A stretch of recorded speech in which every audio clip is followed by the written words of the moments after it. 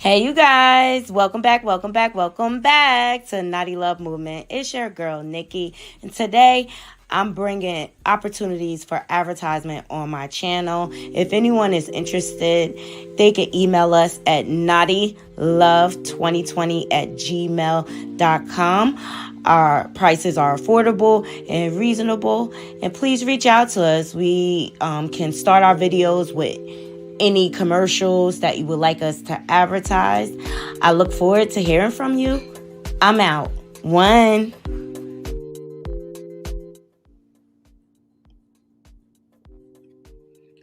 Good morning, Naughty Crew. Welcome back to my channel, Naughty Love Movement.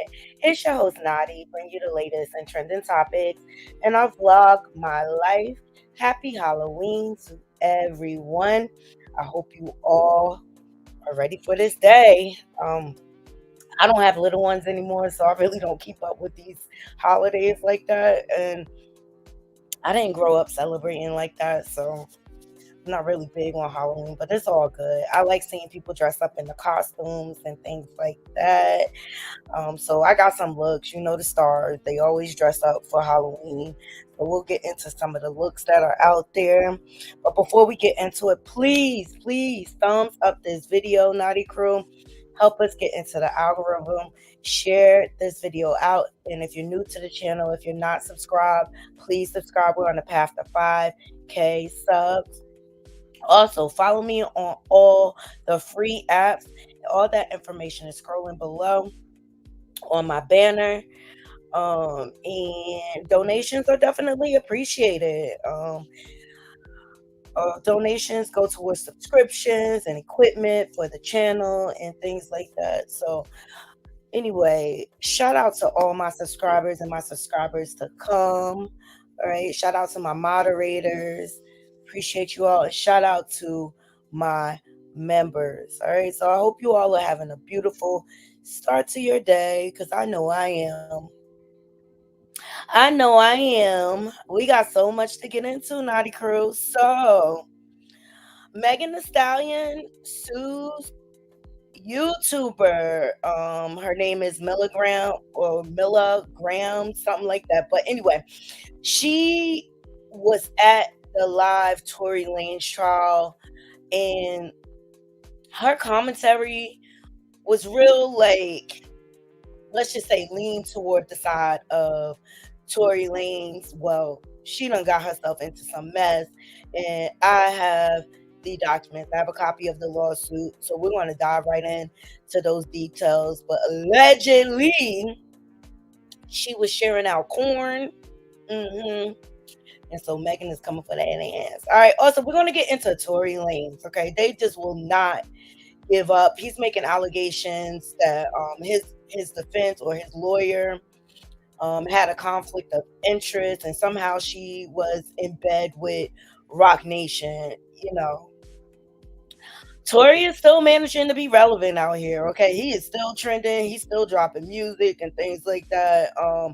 And he's gonna do anything. He's gonna try anything to get out of this. But Tory, you did it, bro. That's what the court docs say. But we're gonna dive in. We're gonna dive right in. All right. And as you all know, RayJ has got into it with Diddy's nepo babies, okay? And he trolling, he running his mouth. RayJ is running his mouth, and he was on live with Nicki Minaj show, okay? And he had the nerve to sing, "Oh my God, RayJ, give it up, give it up, give it up, give it up." All right, Metro Boomin is being sued, and if we have time, we'll get into the YSL updates, okay? Everybody's taking a plea. You get a plea, you get a plea, you get a plea. We all get a plea, okay? But it may be a possibility of a mistrial.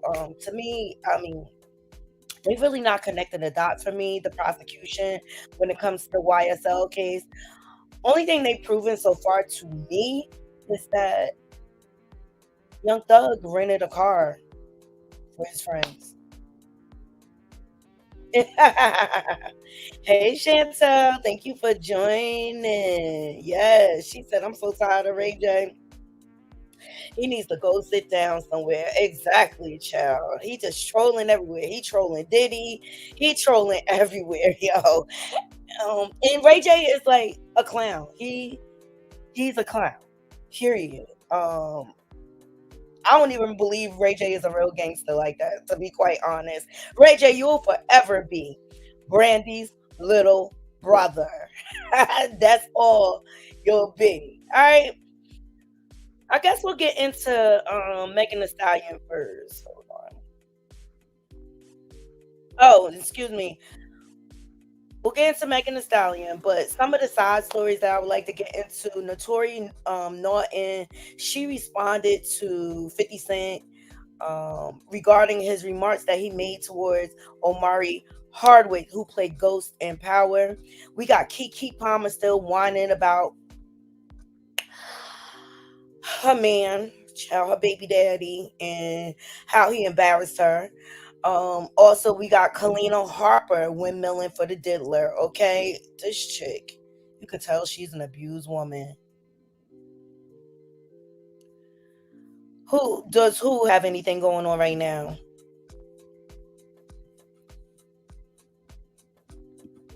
While you answer that, I'll get into these smaller stories. Okay. Um. So 50 Cent was on the Breakfast Club the other day, and he spilled a bunch of deets. He talked about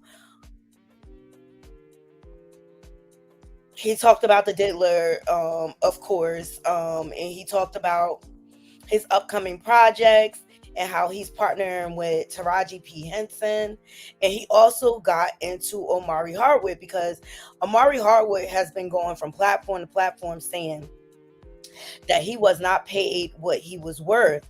All right. So Notori Naughton, she responded. And Notori Naughton is from where I grew up. She's from East Orange, New Jersey. She went to the same high school as my brother, Clifford J. Scott. She also goes to a local church around here. She still frequents that church. And she's also plays the role as Tasha in Power. Okay. Shout out to the Jasmine Brand for this. Notori Naughton on 50 Cent claiming Amari Hardwick overvalues himself. There would be no Power without Ghost. I mean, I have to be honest. I do miss having Ghost in that series. I wish they never deleted him off the series. I really didn't. I mean, come on now. Like, the X scenes with Amari Hardwick looking at all that beautiful body. Chill. How could you remove that? Okay. So here's a clip from the Breakfast Club with 50 Cent speaking on Omari. Everything we discuss here falls under fair use commentary. Copyright Act 107. Anything we discuss is for educational purposes and is in our opinion. And in the words of Couture Bay, opinions are not facts. Here we go. When he says the stuff on, I think he overvalues himself. Okay, so that's the remarks that 50 had on this. And it's true. Like, he leaves the interview basically saying it's like 50 is not paying him, and I find it hard to believe that 50 don't take care of his people because people wouldn't be flocking to his shows. All right. Say what you want. 50 has put a lot of people on. Look at what he did for Big Meech. Put his son on the show, sent him to acting school and everything. Even Carisha Please, her non-actor behind, got a little piece of the pie. Okay, now he bringing on Taraji P. Henson. He has created jobs for a lot of new actors. Look at Rotimi. We did not even know who Rotimi was until Power, and then now he's spinning off with music and everything. 50 invested in Rotimi. Okay, and Omari Hardwick comes off as bitter baby mama. He give me bitter baby daddy vibes. He really, really do. Omari is literally the epitome of power. Nothing that she isn't quite clear on. All the details between 50 and Hardwick, recent beef, Norton Anna. I love Omari Hardwick. He's an amazing, talented human. He's also a good person. But there would be no power without Ghost. So I agree with her statement as far as like it would be no power. All right. And I felt like Ghost 2, the second installment, was just a reiteration of Power. Like you just started seeing all the parallels between the original Power and then Ghost 2. Okay, because the whole dynamic with Tariq and Braden, that was Ghost and Tommy. Okay, and the chemistry that Tommy and Ghost have, you cannot duplicate that. It's one of a kind. It's one of a kind. All right. So, those are her thoughts. I think her thoughts were fair. You know, she not look, Tory said, I ain't gonna burn my bridge with 50. Okay. Y'all know 50 is petty as petty come, okay? And I just really feel like Amari did himself a disservice by speaking on the funding he received from doing the show. They always say, like, especially in the workplace, like, you never talk about your salary, because it could really, really cause conflict. You never know. Like, somebody may be making a little more or a little less, and you put it out there, and they get bitter and start hating on you or whatever. So I just thought it was in poor taste for Amari to even go on platforms and speak about the money he received at Power. Y'all let me know what y'all think in the comments. I'm just giving YouTube a chance to send out some notifications. And once people load up in the room, we'll get to our main topic. So meantime, let's get into Keke Power. Keke Palmer, excuse me. I got power on the brain, y'all. Keke Palmer is on my last nerves. I have to say that because, like,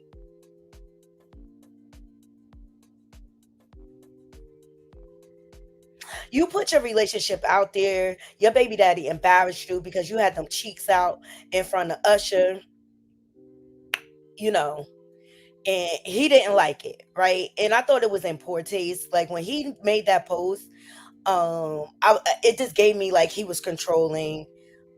It gave me some abusive vibes and things like that. It gave me insecure. It gave me he's jealous of his woman and things like that. He went off on that post, like you're a mother and this and that or whatever. And so then we find out there was some abuse. Like all that footage was leaked and things like that. But then we also found out that Keke was abusive towards him too. And then her mama was joining in as well. Okay. Her baby daddy, his name is Darius. He leaked some phone calls with her mom going off. Mom alleged that Usher was gay. Why are you jealous? This and that or whatever. The relationship is toxic as it can come, right? All right. So then she posts pictures like they were kind of back together. She never really confirmed it or whatever. But at the end of the day, they have a child together, right? So you will hope they can come to a peaceful resolution. And here's my thing. I feel like she dragging on, okay, with this relationship because we don't want to be in a group chat. And I feel like she's using the relationship as a way to stay mainstream and relevant. But she still insists on throwing this in our face. All right, shout out to the Shade Room. Let's hear what Keke got to say. She's responding about everything that went on in her relationship. And it's kind of like backhanded because she's not taking accountability to me in the situation. She's still trying to play victim. And I just think they both was equally toxic. Here we go. Hold on, here we go. What was your reaction? Here's the post. Oh, excuse me. Darius Dalton. He said, we live in a generation where a man of the family doesn't want the wife and mother to his kid to showcase booty cheeks to please others. He gets told how much of a hater he is. This is my family, my representation. I have standards and morals to what I believe. I rest my case. Okay. But y'all wasn't married. Darius, y'all wasn't married. And I can't stand, like, you should have put a ring on it. Period. Seeing what Darius posted, what was your reaction? I was speechless because I was at a photo shoot and everybody was looking all weird. I was like, are y'all good? And then I randomly Was on my phone and I saw a Shade Room post of the comment, and I was honestly just shocked. That was all. I was just like, okay. And then it continued. And then I didn't have no words. And it's not reality. I didn't want to engage with something that wasn't reality. So I kind of just became removed. And then at that point for me, I kind of just wanted it to not exist in the workspace, because ultimately that's what it is for me. You know, in my opinion, I was just at a concert. I don't know how anybody else receives that. I mean, you kind of wasn't just at a concert, Kiki. Y'all let me know. Did y'all agree with the dress or not? Okay, with her booty cheeks out and everything. I just think Kiki, for the first time in her life, she was embracing her after baby body and things like that. Would I have worn a dress? No, not me personally. Okay, like not with the whole. It's not like you going to the beach or whatever. But she is a Hollywood star. Usher is like her favorite singer and things like that, and she wanted to make a statement. So maybe she should have gave her partner a heads up, like, "Hey, I'm gonna have these cheeks out, so you don't be surprised or whatever." But let me know what y'all think. Whether they know me or whether they're online, it was not that reality for me. So I didn't know what to do with it, because I'm not in that reality. It's great. Seeing what Darius posted, what was your reaction? I was busy. It got so out of control, and the only way that you know how to bring order or control to something is the court. I mean, that's literally what it's there for. It's, you know what I mean? And it becomes difficult because I can't control all the information. You have people like TMZ, they got friends in the court, you know what I mean? So it's like, I don't want, this is not for the public. This is for me to bring order within my family, the only way that I know how, which is through the court, not through the public.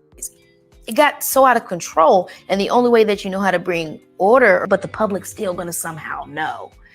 And so that was difficult, because I was not looking to make a scene, I guess is the thing. You know, I wasn't looking to make a scene. I was just looking to bring order to something. You know what I mean? Bring balance, okay? The best way that I could, but the public's still gonna somehow know. She wasn't looking to make a scene with her butt cheeks all the way out. Remember, she's an actress, okay? Like, you wasn't looking to make a scene, but you had your cheeks out. Like, so you had to know that it was going to make some type of noise, especially since you had just had a baby. So, like, see, that's what I mean. Like, she just kind of putting on to me, and I don't believe her. You know what I mean? Like, you had to know it was going to make some noise if your whole ass is out. I was trying to find a picture, but they must have took it down or whatever. But you also went on to troll the situation, Kiki. You went on to collaborate and make a whole music video with Usher. So, like, stop it. This right here, I don't believe it. Or control to something is the court. I mean, that's literally what it's there for. It's, you know what I mean? And it becomes difficult because I can't control all the information. You have people like TMZ, they got friends in the court, you know what I mean? So it's like, I don't want, this is not for the public. This is for me to bring order within my family, the only way that I know how, which is through the court, not through the public. It got so out of control, and the only way that you know how to bring order or control to something is the court. I mean, that's literally what it's there for. It's, you know what I mean? And she full of bull swanky, okay? She full of bull swanky. She knew it was going to make some noise. She did it on purpose. Come on now. Shout out to Page 6 for capturing this. You trying to tell me you didn't know, you weren't trying to make a statement by wearing a dress like this? There it is.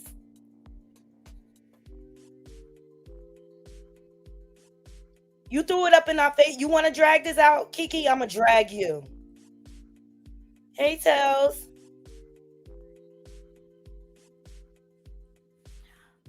You trying to tell me you didn't know, you didn't want to make this a big deal? Wearing a dress like this? Come on now, Kiki. Stop it. And you probably was beefing with the man, and you wanted to annoy him. Like, I just don't buy it. These celebrities are full of bull swanky, if you ask me. Kiki, go sit down. Take us out of group chat. We don't care. We don't care, okay?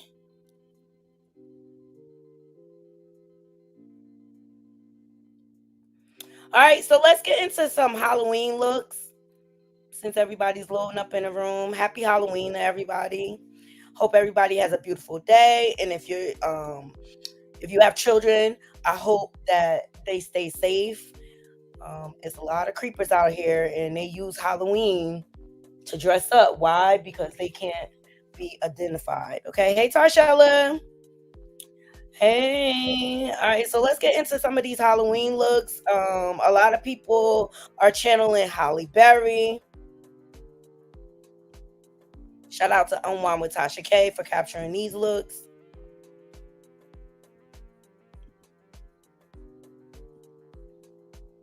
Tyler, she dressed up as Halle Berry. I think she did a good job. This is the Flintstone look. Y'all let me know what y'all think. I think she looks good. I think she captured the whole look. Halle Bailey, she dressed up as Halle Berry in the Die Another Day movie. I think she did good with this. I love the pixie cut on her. Love, love, love. I wish we didn't get so much under boob, but you know, it is what it is.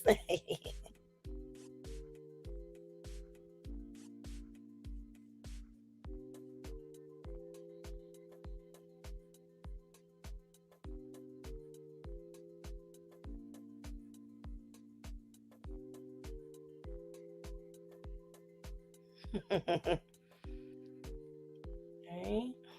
I thought this was dope. And then Coi Leray, she dressed up as Halle Berry and Catwoman, which I thought was dope. I know several years I dressed up as a cat, and I might do it tonight too. Okay, I got this cute little suit that I got, and I might in a few go try to get me some cat ears and a little get up. I might paint my face and stuff like that. But I thought they did a good job capturing these looks.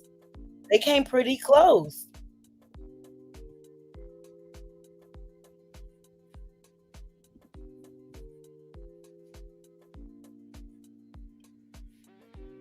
All right. And I thought it was dope that they honored her because Halle Berry has been going through a lot with her custody battle and thing like that with her ex-husband and stuff like that. And I believe she won. She got a win recently, but she's just been going through it with that man. He's been doing the most, trying to alienate her from her child. And I feel like Halle has put in the work through the years, and she honored. And she deserves respect. Say what you want, but Halle be getting them roles, okay? All right, the next look I want to get into.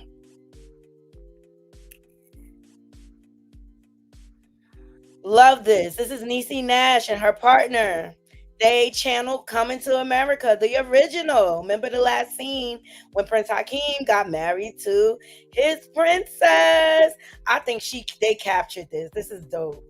It's perfect. I love the pink wedding dress. But here's the original.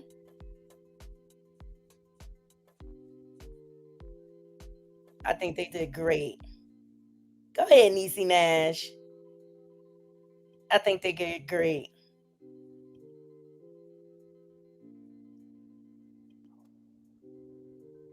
I love it.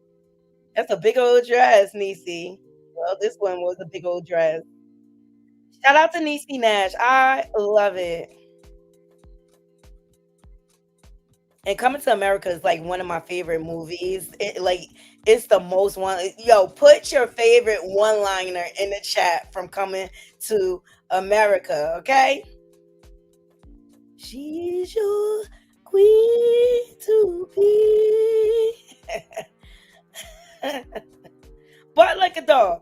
Roof, roof, roof, roof, roof.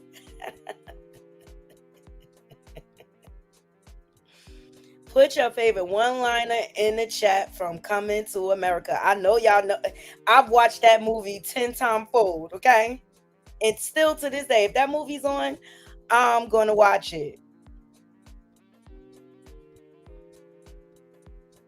But I love this. I love how they captured it. Go ahead, Niecy Nash. Go ahead, Niecy Nash. I love Coming to America.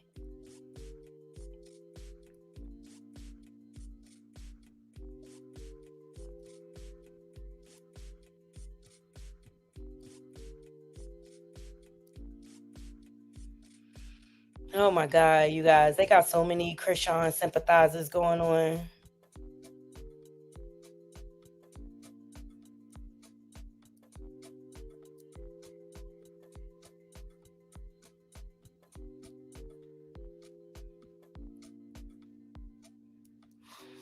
All right. Up next, Ciara dressed up as Glorilla. I was like, okay, Ciara, okay. Get it, girl. All right. Shout out to Hot Freestyle for capturing this. I think she did a good job. Pop up on my nerves feed, and I was just happy. I was geek. Why you laughing? Nothing. Nah, these are my real teeth. Oh yeah, it's a blessing to have a set of natural curt teeth. Yeah, that's a beautiful thing. And she got a beautiful. Go ahead, Ciara. I thought this was a good one. Yes. Please thumbs up this video as y'all loading up in the room. Let's see who else we got.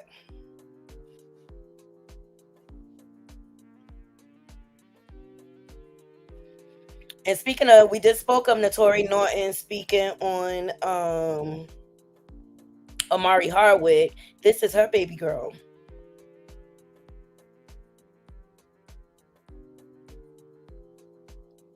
This is May from Descendants.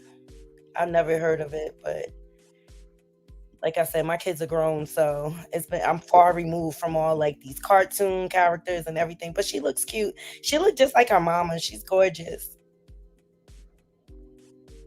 Go ahead, Notori. Go ahead, beautiful.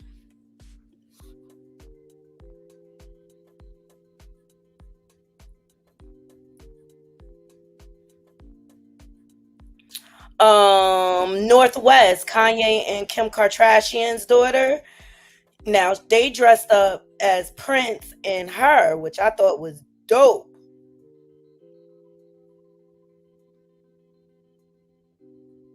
Okay, shout out to Hollywood Unlocked. Northwest and Friend dresses up as her and Usher for Halloween. I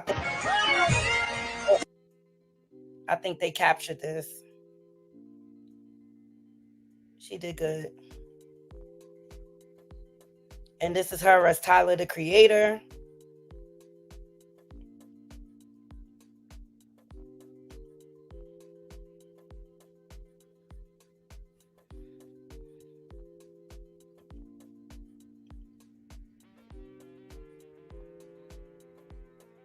So cute, cute, cute, cute. She's getting big. I be forgetting her age, like for real.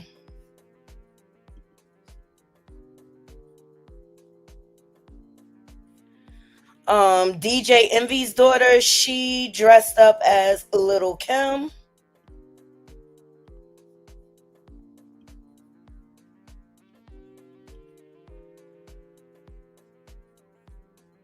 You know, we're doing a video. She about to do the whole video. You think that's too grown? I think that's too grown for her. Shall I proceed? Yes, DJ Envy, what the hell you got going on? Why do you have your 8-year-old daughter dressed up as Lil Kim in the Crush on You video for Halloween? And to make matters worse, you done posted this shit all over the internet for everybody to see. What's wrong with you and her mama for allowing this shit? This is a child. And DJ Envy, that's her big sister in the back. She may have been more suited to dress up as Lil Kim. What is going on here? Now I see why you was defending Diddy on you and Gia's podcast a few weeks back. You was really exposing yourself. But I keep trying to tell y'all, these industry people really be out here telling you how they get down. Just pay attention. DJ Envy, what the hell you got going on? I thought it was completely inappropriate. Like, and especially with everything that's going on. But like she said, now we see why you are defending the diddler, okay?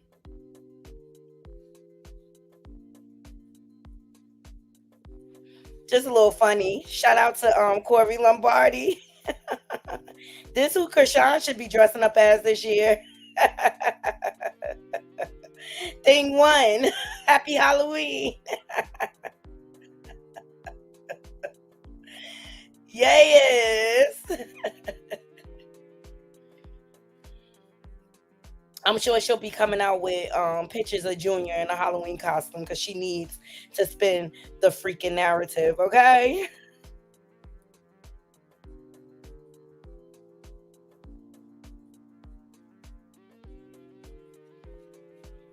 I think that's all I captured for the Halloween looks. But DJ Envy, out of order.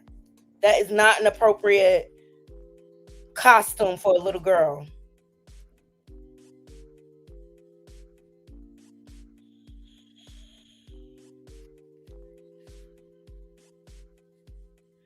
All right, up next, let's get into Kalina, Diddy sympathizer.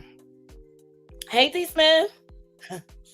I could tell this girl is in an abusive relationship. Now, mind you, Dawn Rashad from her group, Diddy Dirty Money, came out with a lawsuit. She named Kalina in that lawsuit. And she revealed that Kalina was in an abusive relationship as well. When she tried to assist her and help her, ultimately Kalina turned her back, changed her mind, and then they started harassing Dawn Rashad, right? That's the environment that Diddy fostered or whatever. So Kalina came out and denied everything in the lawsuit. Also revealed that she lost her kids to CPS, and then it came out in the first bail hearing for the diddler that he contacted her like something around 54 times or whatever, because when she started speaking and defending Diddy, I was like, oh, she in the diddler pocket. And then when she started saying that she was in a her kids were taken by a CPS or whatever, I said, oh, there we have it. That's the catalyst. She need the money so that she could try to fight to get her kids back. And like, why did you lose your kids in the first place? Is it because of that abusive marriage you in, Kalina? She gives me she's full of it, okay? Well, she sat down for an interview discussing this, and she speaks about Diddy being named in Dawn Rashad's lawsuit and more. Shout out to the Shade Room. Let's get it. Let's go. Please thumbs up this video. I can't stand this Diddy sympathizer. She's annoying. She's annoying. Tell us why you lost your kids, girl. Tell us why you lost your kids. Dirty Money was one of the best times of my life. I mean, aside from being a mom and being married and all that stuff, but Dirty Money with Sean Combs. Why? Why was it the best time of your life? I mean, Sean Combs is like bigger than life. I mean, first of all, whatever, girl. What makes him bigger than life? The fact that he steal other people's music in the publishing? What makes him the bomb? Girl, do you read the room? Do you see what's going on? You messed up by sitting down doing this interview. You really did. And I think she on something in this. Y'all let me know in our Naughty Crew. Like, I can't stand this broad right now. Sean has always been somebody that I wanted to be like. He's always been somebody who inspired me as a Black man with a voice. Like, he's just larger than life. He gets what he wants. He goes out for it. He's a hard worker. And so I don't believe her. Why can't you look straight forward when you're talking? It looks like she's trying to find the thoughts and the right words. I don't believe this. Y'all let me know, Naughty Crew.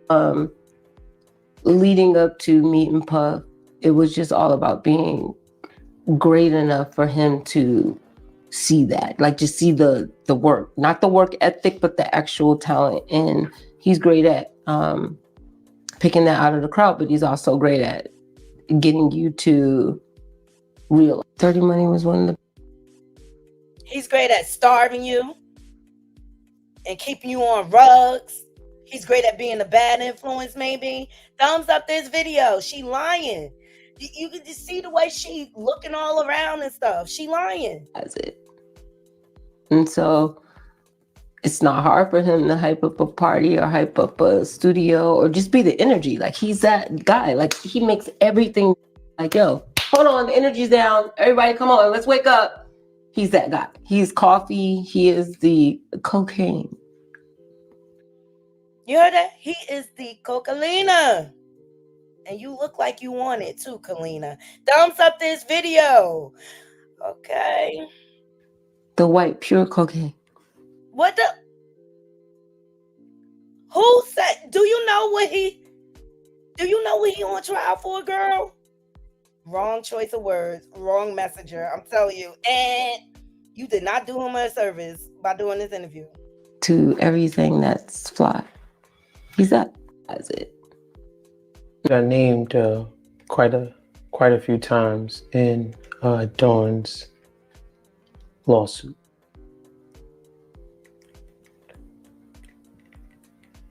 I'm assuming there wasn't a conversation beforehand. No. She do. Tells from the purgatory. Please thumbs up this video. She says she for sure looks like she on something and suffering from Stockholm syndrome as well. Right. Something ain't right. She can go on an iron vacation as well, because I'm sure she got skeletons. Exactly. She windmilling for Diddy because he probably got her and her husband on tape, Naughty Crew. Hey, St. Hudson, he probably got something to blackmail her with. Like, you better go out here and talk good about me or else, because my sons got access to that tape. You know, all them rugs that was giving you on your husband? Yeah. Come on now. Huh? What was it like finding that out when you woke up? I was angry. I was pissed. You know, I'm feeding my frogs, dude. Like, you know, I'm working on my project. I'm at the end of it. And I'm just like waiting on my time. And I'm like just talking to God and like learning his voice. And then all of a sudden it's like a rip shot. Because Dawn knows me. And she know that all she ever had to do if something was going on was to say something. And it would have been on. Really? And so you know what that tells me? Because remember in the lawsuit, Dawn said she realized that Kalina was being abused by her husband. She tried to get her to escape the situation and leave the situation. But then Kalina, weak behind, let her husband convince her to stay. And then they started being mean towards Dawn because she was trying to assist Kalina in leaving. Stockholm syndrome. This is what this is giving me. Like Donkey Kong, like Toma. This girl, she's weak. Named quite a. We would have jumped that. We would have out of there or whatever. She's saying if she would have knew anything, she would have jumped Diddy with Dawn. No, you wouldn't have, because your husband was producing and working with Diddy. And he knocked you between the washer and dryer and say, don't mess this up for me. But that wasn't the case. Like, she never, to be honest with you, though me and Puff garnered a closer relationship, going into it, Dawn and Puff were closer. They had rapport. So Puff can be mama a little bit, like little catty. Oh, he can only be a little catty. You full of it, Kalina. So I just always thought that for his protection, possibly he could have been like just keeping distance between everybody. That's the thing, right? And it's a control thing as well. So I just thought maybe it could be that. All right, so he could be a little catty, and it's a control thing as well. Like, girl, bye, Kalina, go ahead with yourself. But I think more than anything, it was more like, it was literal competition though. Like, she literally looked at me like a threat. Why would Dawn have to be threatened by you, girl? You said that with a straight face? Child. And like, I possibly would have jumped in. Probably could have been getting more than her because I had my husband and different things, but that wasn't the case. It was just the way I negotiated my deal, and I was already good. I was already good from publishing deal. I was already good from other things that were happening in my life. So I think she just possibly thought Puff gave me more than her, and she just didn't have that. But that wasn't how that went. She looked like she wants something.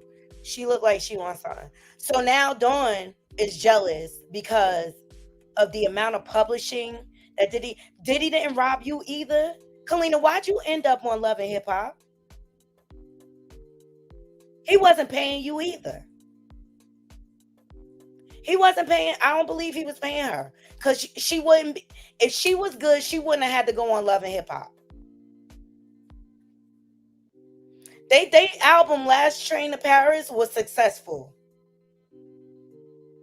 Yo, I cannot stand females like this. I cannot stand females like the first thing they do is try to twist the narrative to make it seem like you're jealous and things like that. Like, why would I be jealous of you? Oh, because you in an abusive marriage? Come on now, girl. What do you make of the ingredients in her lawsuit? I think it's, I don't want to say, but I think maybe, if my lips are, I think maybe Dawn is, I don't know. I ain't gonna sit here and lie and shame the devil, but I will say broke would make you, they would do anything for money. And broke muffs would do anything for money, including you sitting down on breakbeat. Including you a windmill for a man, where it's proven, at the very least, he loves to put his hands on women. Man, Kalina, you really, like, this interview really just disappointed me. Like, it's given that you are really broke, and it's given that you don't. Ever in life, I stand on business. You got me somewhere, I stand on business. You don't ever stand on business, girl. You don't stand on business. I just want what she's saying to be the truth, because I'm confused. And it probably could have been getting more. I saw Cassie grow up from a little girl that was willing to, like, give everybody, lap dances, basically. Wow.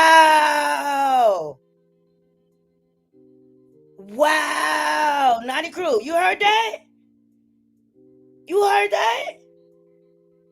She saw Cassie grow. I gotta replay that, Naughty Crew. This bitch getting on my nerves. Than her.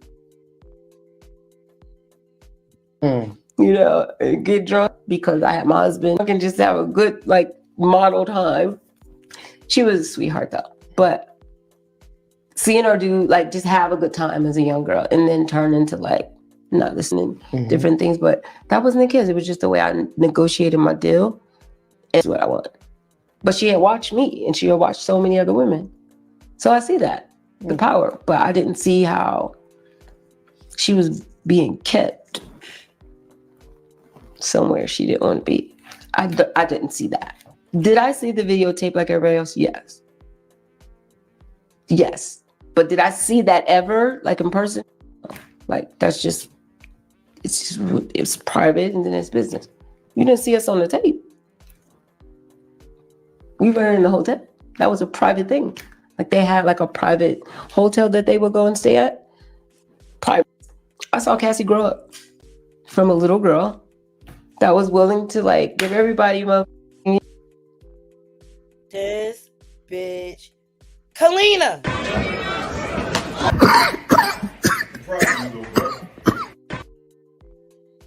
This chick has lost her damn mind. Girl, what's going on? What is going on, Kalina? I'll tell you what's going on. Diddy paying her to say this. Lap dances, basically. Get drunk and just have a good, like. Notice key words she dropping in there. Lap dances. Get drunk. Okay? Cocaine. Model time. She was a sweetheart though, but. She was a sweetheart though? Bitch. Seeing her do, like, just have a good time as a young girl and then turn into, like, no, this is what I want. But she had watched me, and she had watched so many other women. Get beat. and y'all stayed silent. Y'all protected y'all abusers. That's the example you gave her, Kalina. Weak ass broad. So I see that, the power, but I didn't see how she was being kept somewhere she didn't want to be. I didn't see that. Did I see the videotape like everybody else? Yes. Yes. But did I see that ever, like in person? Like, all you needed was the videotape to tell you what was going on in that. This bitch. Places they would go on private trips because it's a private thing. And me and my husband do a private thing. So I just. Oh, what private things you and your husband do, Kalina? He knock you between a washer and dryer. That's why you are doing this interview. Like, nope. No compassion for Cassie being a victim. You going to just re-victimize her with this propaganda. And I say, Kalina, you want me to bring the receipts? Do I need to bring the receipts, baby girl? Because I got receipts. You want me to bring the... Like, what do you need to understand what was going on here? It's giving Kalina on the tape. I didn't see that dichotomy while I was there. Places they would go on private trips. Her whole suit and, you know, the money that she was. Look, I'm proud of anybody who speaks up and stands up for themselves. But I feel like I wish I could have heard. Kalina, why don't you stand up for yourself? This is how I feel about Kalina. Dog, I don't even care at this point. Whoever want to get mad at me can get mad at me. Y'all gotta stop. First of all, let me tell you about this ghetto, disgusting gutter butt. I don't even want to call her a girl. Period.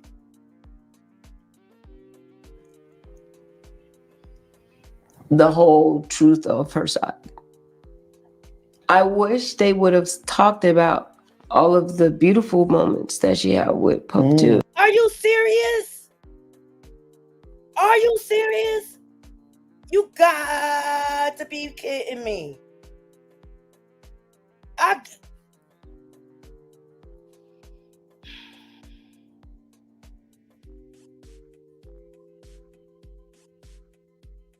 I feel like Whitney in this moment. I don't fight. I don't wrestle. I beat bitches up. That's what I feel like. That's what I feel like she deserved for saying this shit. I think it's like the pebble in the shoe concept. You know, this one situation is exacerbated, but if I'm not mistaken, I seen her with Puff after Kim died. Wasn't she with that other guy already? You fucking kidding me? This is blasphemy. Girl, what's going on? Girl, what's going on? You bringing Kim Porter into...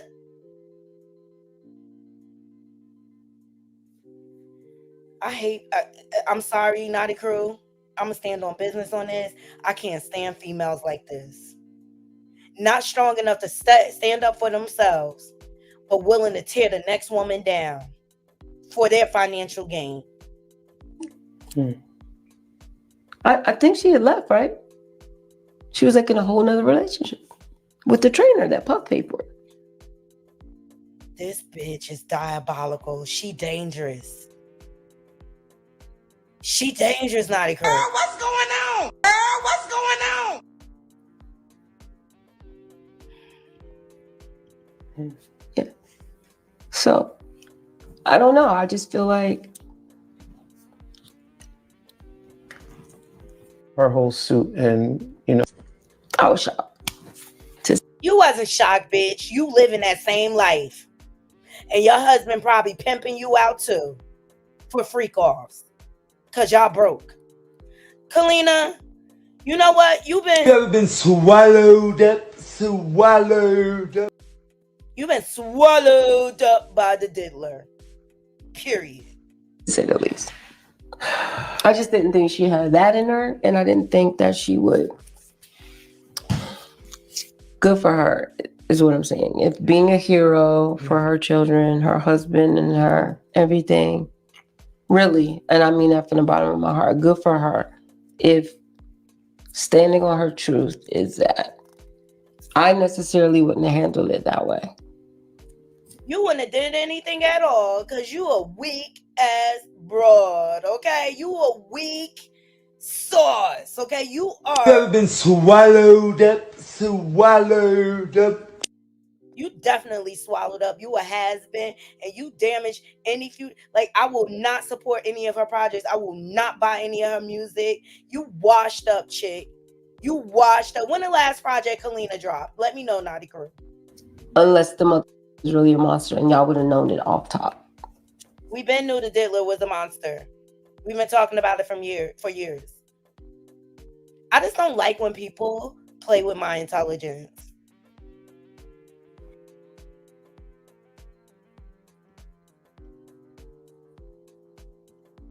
I was shocked, to say the least. Cassie. Love her to death, naive, like getting high. She likes partying. She liked that. Because Diddy got her hooked on rugs, you asshole. Oh, you got me using foul language. Kalina, I swear.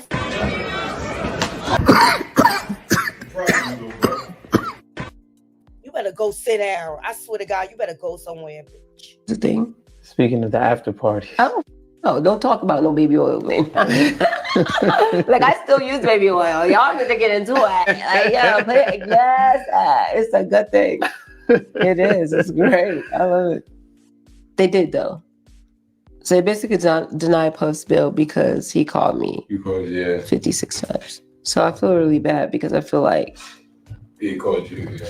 But my called me, I will get in court and stand up for my if I need to, because it would be no different if it was you and me.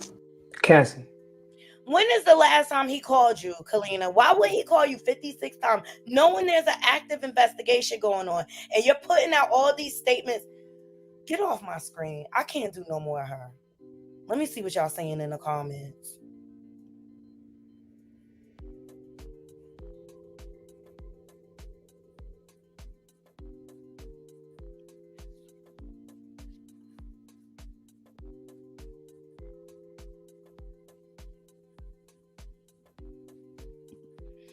Okay, Elite Leo, welcome. Elite Leo says, on Love and Hip Hop, I remember her husband telling her that no one cares about her music, and they were having threesomes, and she had another baby, went through postpartum. Her husband was horrible about it. Exactly. And now she has lost her children. They are in the system. Worst place kids could be.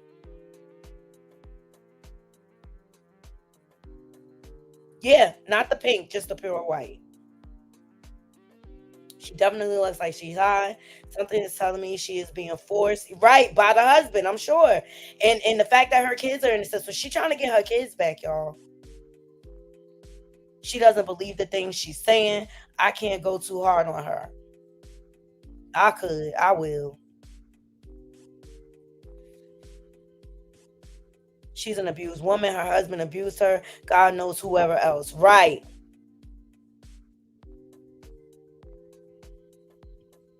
Under pressure, the energy she's given is more than I need money. It's like she's being held hostage. Right. Hell, he probably didn't have to pay her. You know, he's cheap and doesn't like paying anyone. Kalina is an abused person due to her husband. Probably didn't take much from Denny for her loyalty. Right. Even on Love and Hip Hop, you can tell Kalina is like male identified. Right. So this actually isn't surprising from her. She just wants some attention because she is not getting it. Right. I mean, facts. Her husband always gave off the vibe that he's pimping her and he was living off her. Right. Diabolical. Diabolical. All right. So there's Kalina. He called her. Diddy was hanging people off of balconies and blowing up cars. He could have told her to do this for me or your kids will be right. True. True. But nobody checking for Kalina. Nobody is checking for Kalina.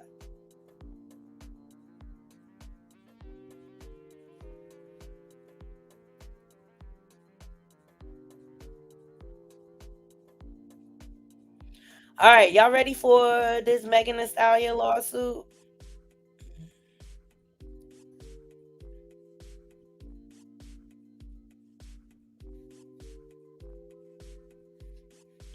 Let's get into it. So, you guys, I noticed through over the past couple of weeks or so, like things have been kicking up with the Tory Lanez situation, all right, and Megan Thee Stallion.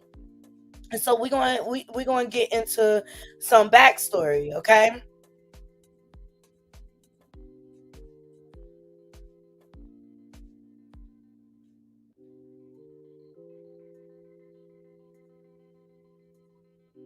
Right. Thank you, Tels.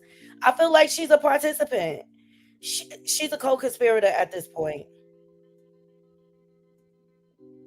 Send them all to prison, I believe. And there is a reason why her kids are in CPS. There is a reason.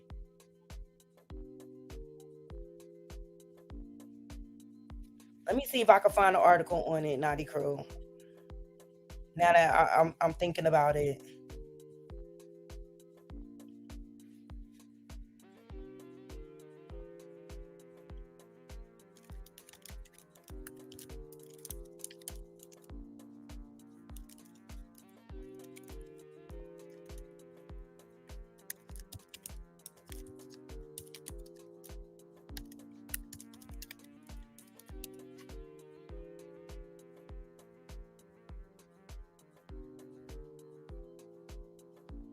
Where is this call coming from?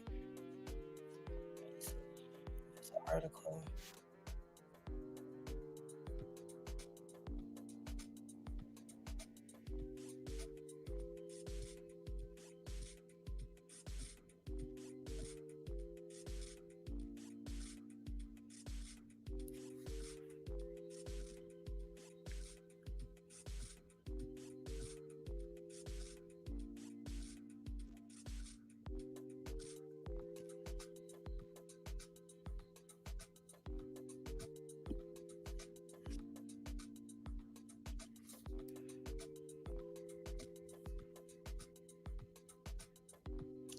So I found this overview.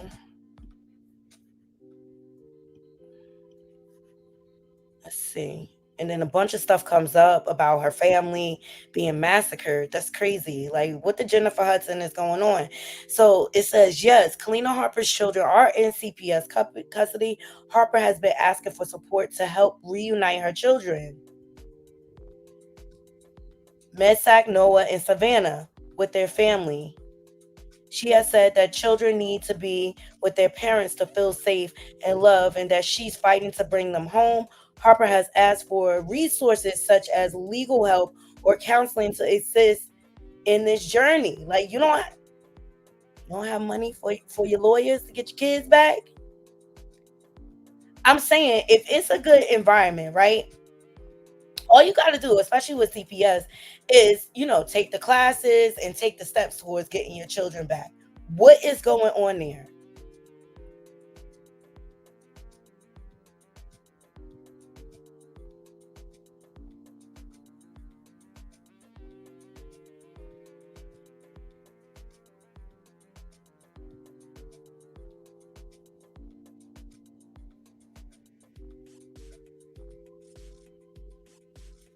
Let me see. This is Lipstick Alley. Let's see what they have to say.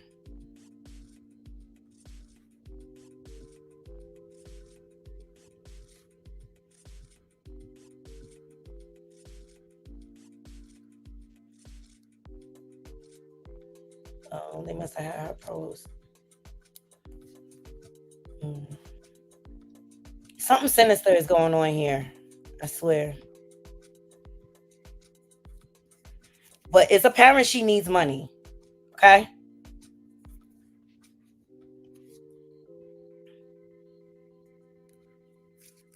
She needs money.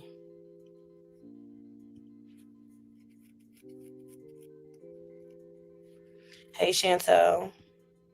You said nobody was even checking for her when she was on Love and Hip Hop. I'm so confused on what her storyline was. It was being in a toxic situation. That's what her storyline was. Because her husband did not care about her. And I don't even think he cared for her being on the show. But they needed the money. Right, Chantel. It gotta be a reason why they not giving them kids back to her. And could it be her marital situation and she's not willing to leave her husband?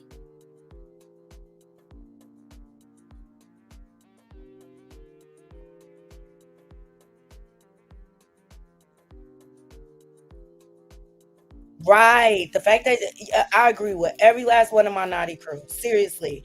Something sinister is going on there with that situation. Um, and I believe this is the catalyst behind her windmilling for the diddler. All right, so on to Tory Lanez and Megan Thee Stallion, and Megan Thee Stallion suing YouTuber Melagro Grams. Okay, so all this press was coming out about Tory Lanez, and I'm like, oh my god, here we go again. Either he about to drop an album because he been dropping music, even though he behind bars, and for those conspiracy theorists, right? Because remember his father was screaming, "Rock Nation is responsible for my son," and it's all type of conspiracy theories saying that Tory Lanez was set up by Rock Nation, right? And through the past couple of months, we have learned that a lot of times they use the women in the industry to take these men down. And why they do that? They don't like when people don't fall in line and sign these big contracts and be a slave to these record labels and things like that. And Tory figured out a way to be independent. They do not like that because they cannot make money off the artists that way. And how dare these artists go out here and be independent? Because they could. They don't need these big labels anymore. So could Rock Nation have played a role in this whole scenario? It's definitely possible, okay? I don't put nothing past nobody. But do I believe Tory did this to Megan? Absolutely. I mean, they didn't convict them based off of nothing, right? So I start seeing this media frenzy surrounding Tory Lanez. First, I see this story. Here we go. Right? Shout out to the girls. All right, Tory Lanez's estranged wife, Raina, Signy, I don't know how to pronounce her name, issue warning by judge months after filing for divorce. So Tory Lanez's estranged wife, Raina, issue warning by judge months after filing for the divorce. Tory Lanez's estranged wife, Raina, was warned to hurry up with her divorce or she will remain married to the incarcerated rapper. According to court documents obtained by In Touch, a Los Angeles Superior Court judge instructed Raina to serve Tory, real name Daisler Peterson, with the legal papers. The judge noted that if Raina did not provide proof that Tory was served, the case will be thrown out of court. Hey, y'all know Tory is not an American citizen, and I'm really thinking he married her to gain his citizenship. Because we did not know he was married. And let's not act like we don't know what's going on.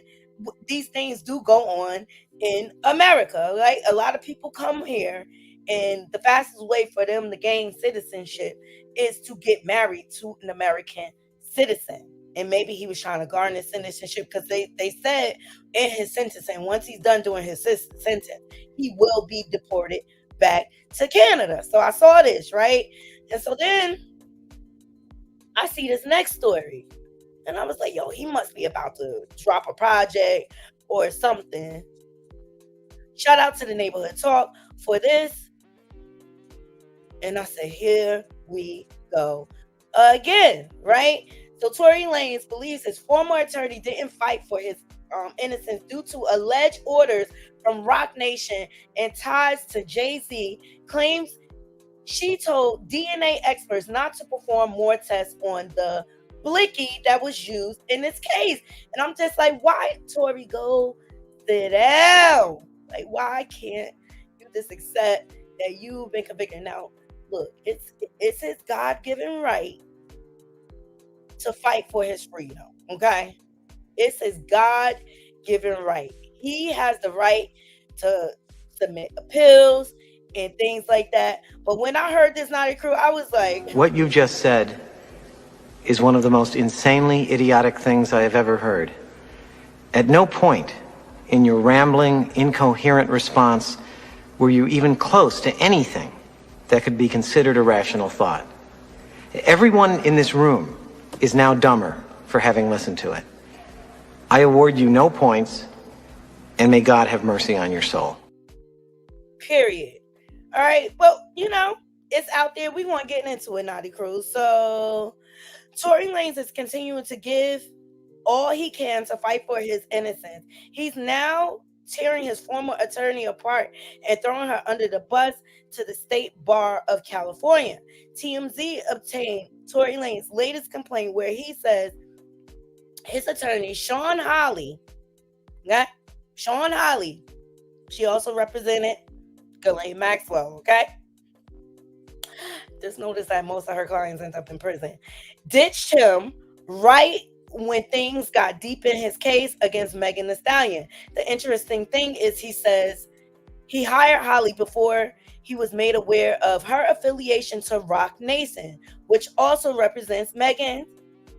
Tory says one point of contention is that Holly is tied to Hulu's Reasonable Doubt as a producer, which is supposed to be somewhat based on her life, but also reflects Jay-Z's hit album of the same name. Okay, I'm like, he is reaching. Okay, Holly's daughter, Niana, has apparently sung backup for Beyonce in the past as well. Tory also says that Desiree Perez, Roc Nation CEO, who's also a former criminal and FBI informant. She used to work for the cartel, okay? Assisted Megan in giving her statement to the officers. He says Holly ditched him just 5 days before his guilty verdict, and he still had to pay her somewhere between $200,000 to $300,000. He believes that his unwillingness to accept a guilty plea led her to not fight for his innocence. He alleges that the former attorney went as fast as telling the DNA experts to not run additional tests on a gun in the case. Tory believes these things were all ordered from Roc Nation just to get him to take the plea, and says when the alleged plot didn't work, she withdrew from the case on false pretenses. He wants a refund and to have her punished by the California State Bar for alleged ethical breaches. Naughty Crew, what do you think? Let me know in the comments. Hey, Adriana, welcome. Hey, Bright Eyes. Okay, his newest item. I knew he had a project coming out. I said that's why all this news is coming out, because he need people to flock towards his album. Adriana says, I'm gonna listen to his newest album today since it's on Tidal. Don't y'all find that kind of weird that his album is dropping on Tidal, Jay-Z's platform? That's suspicious. That's weird. Tory, which one is it? Was Roc Nation setting you up and you still making money? Like, ooh, make it make sense. I told y'all he had a project coming out. That's why we seeing all these news articles. This is what they do, Naughty Crew, to garner attention to their projects. They cause all this drama, just like RayJ and the Diddler Nepo babies. Yeah, that's what they're doing. They're drawing attention to their projects. They are working, okay? So I was like, I find this kind of weird. I find this kind of odd. I find the timing kind of weird. And so then I went over to Megan Kunev, who followed, she's a famous journalist. She follows all of these cases. She follows YSL. She's following everything popping, all right? So I went over to Megan Kunev and I was like, let me see what she got to say about this. Because he's trying to say that the evidence went missing and they're not able to test it anymore. So Megan Kunev had the deets, okay? Let's go. Let me cue this up for you guys. So the lawsuit may just be the tip of the iceberg. Anyone who's have paid attention knows Miller Grove is not the only one constantly posting about Megan. And Alex Shapiro spoke in the plural form when he told, oh, sorry, this is in regards to Miller Grove.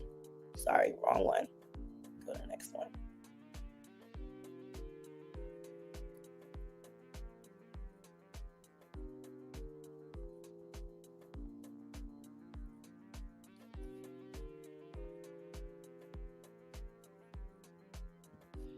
I jumped ahead of myself, Naughty Chris, sorry.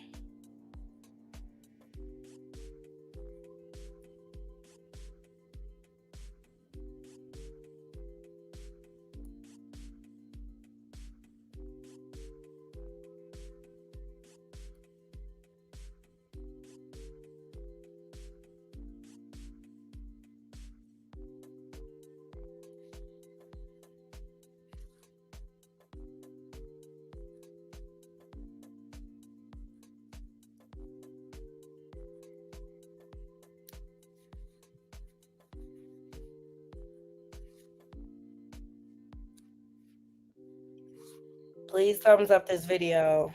I'm just trying to get the original documents.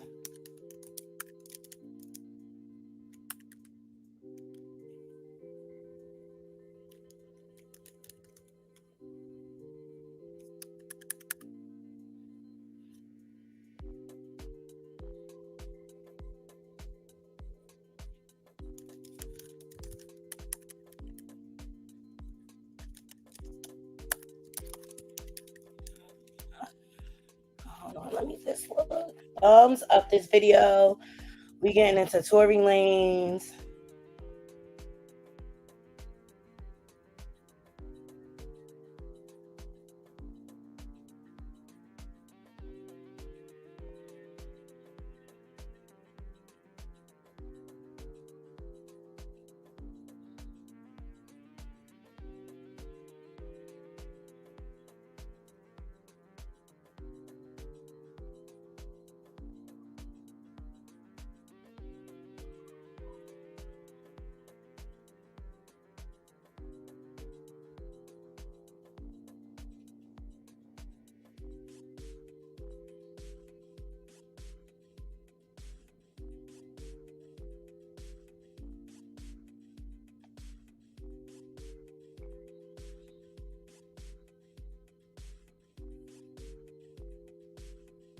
She is on this YSL.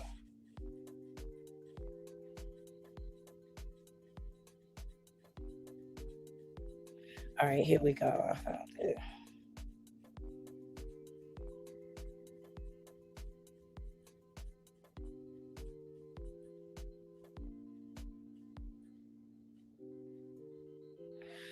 Let's get into her comments. Here we go.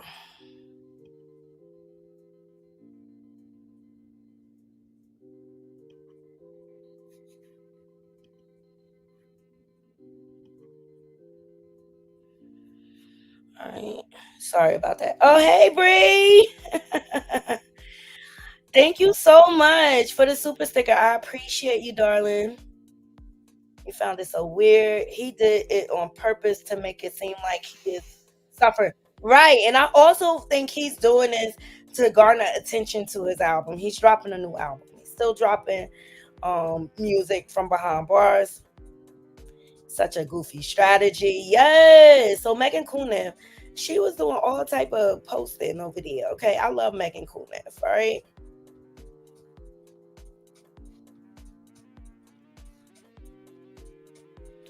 All right, so she said, Lane seems to want people to think that the DNA test results for the GUN, which were inconclusive, were central to his conviction, even though they weren't.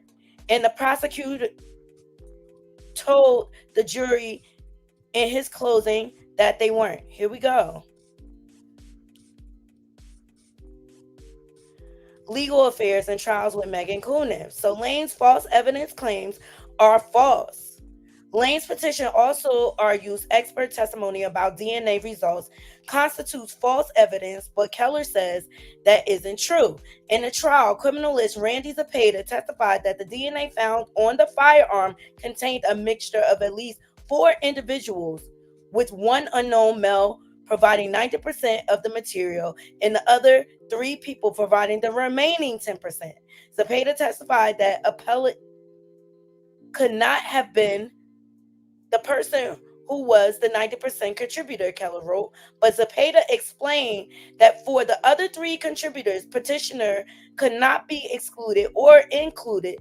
Zepeda characterized the result as neutral and inconclusive. So Lane's DNA expert Mark Teller supported Zepeda's testimony, and while Lane's has said the DNA evidence was key in his prosecution, Keller points out the prosecutors didn't rely on it to establish guilt. Deputy District Attorney Alex Bott characterized the evidence against Lanez as a bucket of evidence, and he specifically stated that he was not using the DNA results as evidence in that bucket. Keller also notes that I'm just calling MG, acknowledged the DNA expert testimony did not differ when he says Zepeda testified exactly that the same as Mr. Taylor. And I think they pretty much said the same thing. Okay? So Lane's petition argues jurors should have heard that it was migrainally more likely a random member of the black community contributed to the mixture than petitioners contributed thereto. But Keller says such information still would have enabled an expert to characterize the results as inconclusive. So in short, the petition may allege that Zepeda and Taylor failed to testify fully regarding the DNA results, but the petition fails to allege facts showing that any testimony offered at trial was false. Keller wrote, further, the evidence of petitioner's guilt was compelling. Under the circumstances, it is not reasonably probable that the petitioner would have obtained a better result absent expert testimony that characterized the DNA results as inconclusive, Keller wrote. In fact, as Zepeda testified at trial, the petitioner was excluded as the major contributor of the genetic material on the firearm.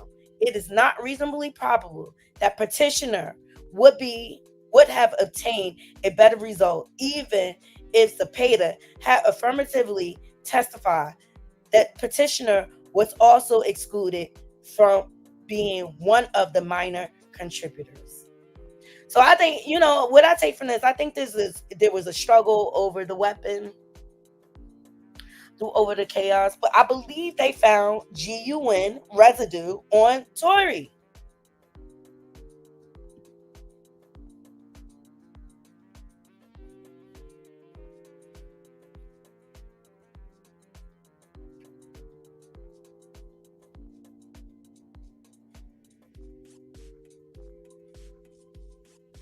All right. So then Megan goes on to post. Hold on, because she did mad post. Yeah, Megan. She said incredible, but also not that almost 2 years after a unanimous jury of 12 Los Angeles County residents convicted Lanez of Blakey and Megan, people who had the totally wrong takes on his trial are now spreading misinformation. Okay, this has been going on for a while. So either they throw out the divorce or they try to say that he's wrongfully convicted. And so Megan Kuhn, if she goes on to say, I got Tory Lanez's petition, and it's not an actual innocence claim. It says he can't do a DNA test on the GUN he, SOT, shot Megan the Stallion with. And it complains his lawyers can't get the GUN and bullet fragments, even though they've known that for 2+ years. All right. And so here's the documents. So go over to Megan Kunin on her Twitter. She has all the documents up there. But I call bull Swinky Naughty Crew. I definitely do. Okay.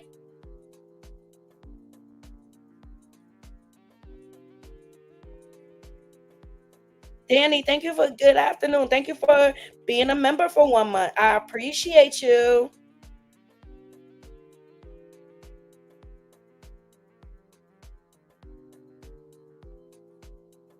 Okay. Thank you, Adriana. The DNA wasn't showing evidence. The conviction is mostly based on corroborating testimony and not hard evidence. I thought the case was weak, but he should have testified. Wow, yes. He should have testified. He should have testified on his behalf. Who was he covering up for? Who was Kelsey Nicole? Like, why did she get immunity? You know what I mean?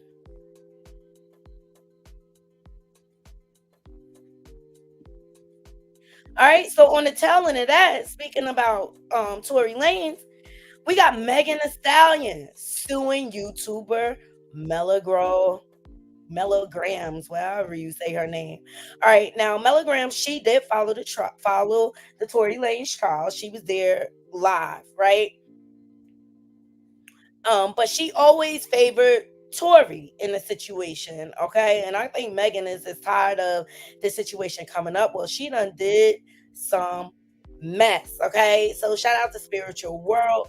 Megan Thee Stallion has filed a lawsuit against blogger Milligrams after years of enduring harassment, the publication of false narratives, and more, okay? So here is the petition.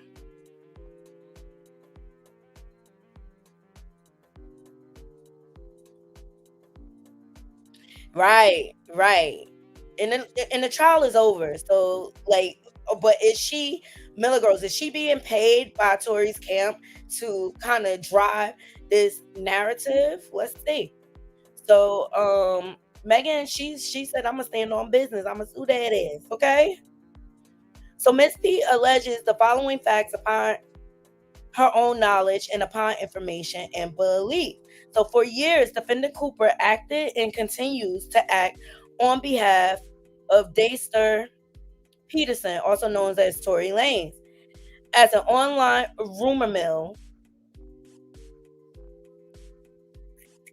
Hold on. I could get a better view of this. My bad. Please thumbs up this video.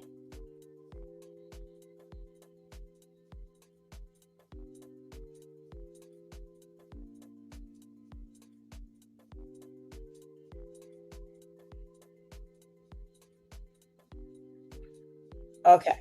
So for years, defendant Cooper acted and continues to act on behalf of Tory Lanez as an online rumor mill, churning out falsehoods about Miss P to her tens of thousands of social media followers. Since Mr. Peterson's 2020 indictment for felony assault with a deadly weapon after shooting Miss P, to his later conviction in December of 2022, up to today, defendant Cooper performed Mr. Peterson's public bidding to denigrate, belittle, insult, and spread false information about Miss P on her online social media platform for no other reason than to bully, harass, and punish Miss P for Mr. Peterson's conviction and to tarnish her reputation, causing emotional distress. The lengths to which defendant Cooper goes to harass Miss P knows no bond.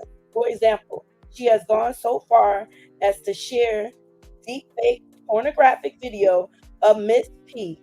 In June of 2024, defendant Cooper encouraged her 27,000 ex-followers to view an ex-post by Bimbella. She is such a cloud chasing Milligrams, because she, her and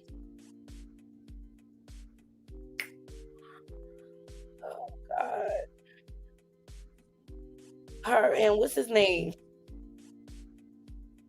Couture Bay, what's that other one name? They was up on Nicki Minaj platform. Hey, AC2. They was up on Nicki Minaj platform.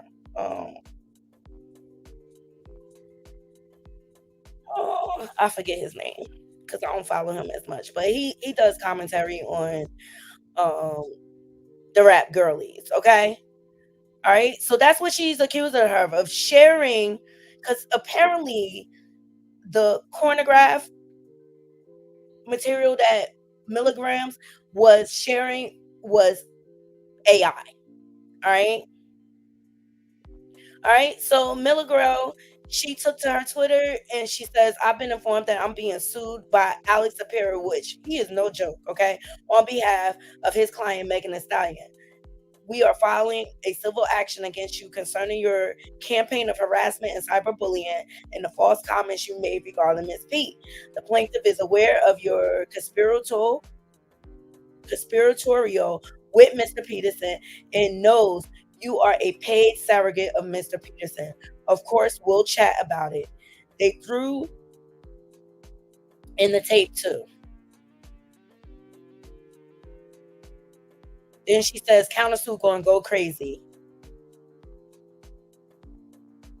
So here is the promotion of an alter actual depiction claim. Defendant Cooper willfully and maliciously promoted the deep fake video without Miss P's consent.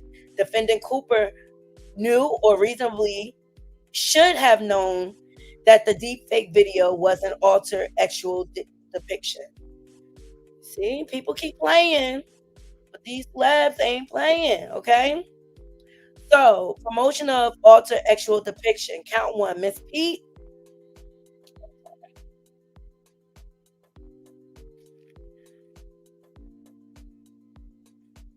So, Miss Pete repeats and realleges paragraphs 1 through 50 as if fully set forth here. Miss P is identifiable person as defined under the statute. Miss P is a performance artist who is recognizable as an actual person by her face, likeness, and other distinguishing characteristics. All right. The deepfake video is an altered actual depiction and defined under the statute. It is a digital, electronic, mechanical, and or other modification, altered, or adaptation that depicts a realistic version of Miss P with computer-generated nude body parts presented as the nude body parts of Miss P, engaged in actual conduct as defined in Section 847.001 Florida statute, in which Miss P did not engage or participate. So she's being accused of promoting this. So Miss P is entitled to recover monetary damages to include $10,000 or actual damages incurred as a result of violation or subsection, whichever is greater, as well as an award of Miss P's reasonable attorney fees and costs, and a permanent injunction barring defendant Cooper from any future use or publication or intimate visual depiction of her. This is the same thing that happened in the Nosy O case. Nicki Minaj got it so where Nosy O could not even speak on her or use her like.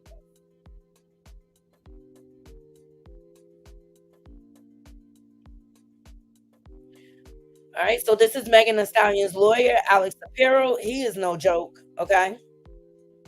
He just spoke on the Piers Morgan situation. Said Monday he plans to take action against bloggers. They're not playing who continues to spread false information. So this is, I mean, they're just bringing more and more attention to the YouTube streets. And so I take this as a warning. I think they're going to start coming after more YouTubers.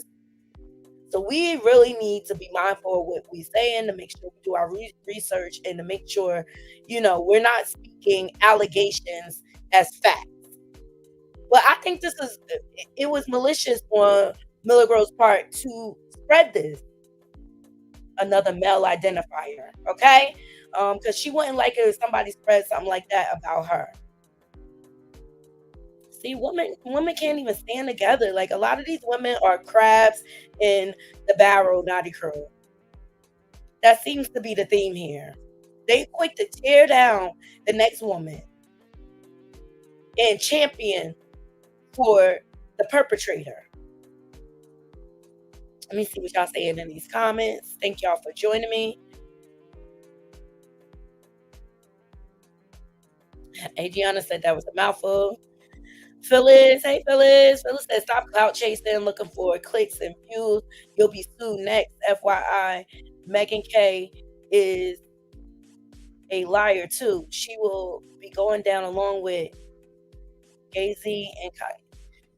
Look, ain't nobody clout chasing. I'm just giving commentary. And if you don't like my commentary, it's about 1 billion people on YouTube that you can go watch. So here's what I say about your damn comment.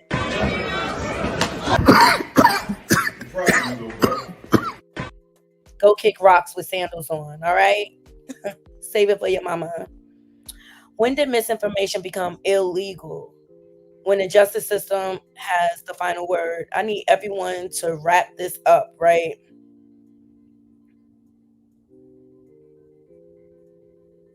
If you believe, hey Tells, if you believe Tory, cool. But the things she said went beyond the pale and were disgusting. I hope Meg empties her bank account. I hope so. Yeah, seriously. And Miller Girl will owe her for years to come, right? And is it worth it at this point? Armand, yes, Armand. Armand and her was up on Nicki Minaj Twitter room, clout chasing. Hey, Great Boo. Yes, please like this video. Yup, she shared the fake porn. She sure did. She sure did. Okay. So there you have it. I'll keep my eyes. But Megan, she said, I'm standing on business. Okay. I ain't got time.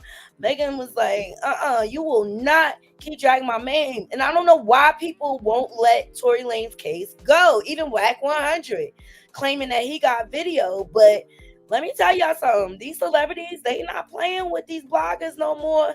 Meg the Stallion and these celebrities are Ever in life. I stand on business. You got me somewhere? They standing on business, Naughty Crew. They standing on business. Okay, so I'll keep my eye out.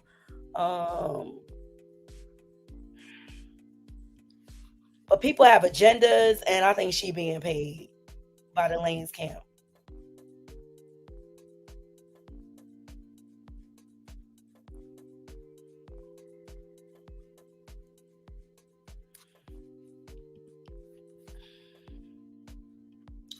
Please thumbs up this video. Let's see who we got next on the docket.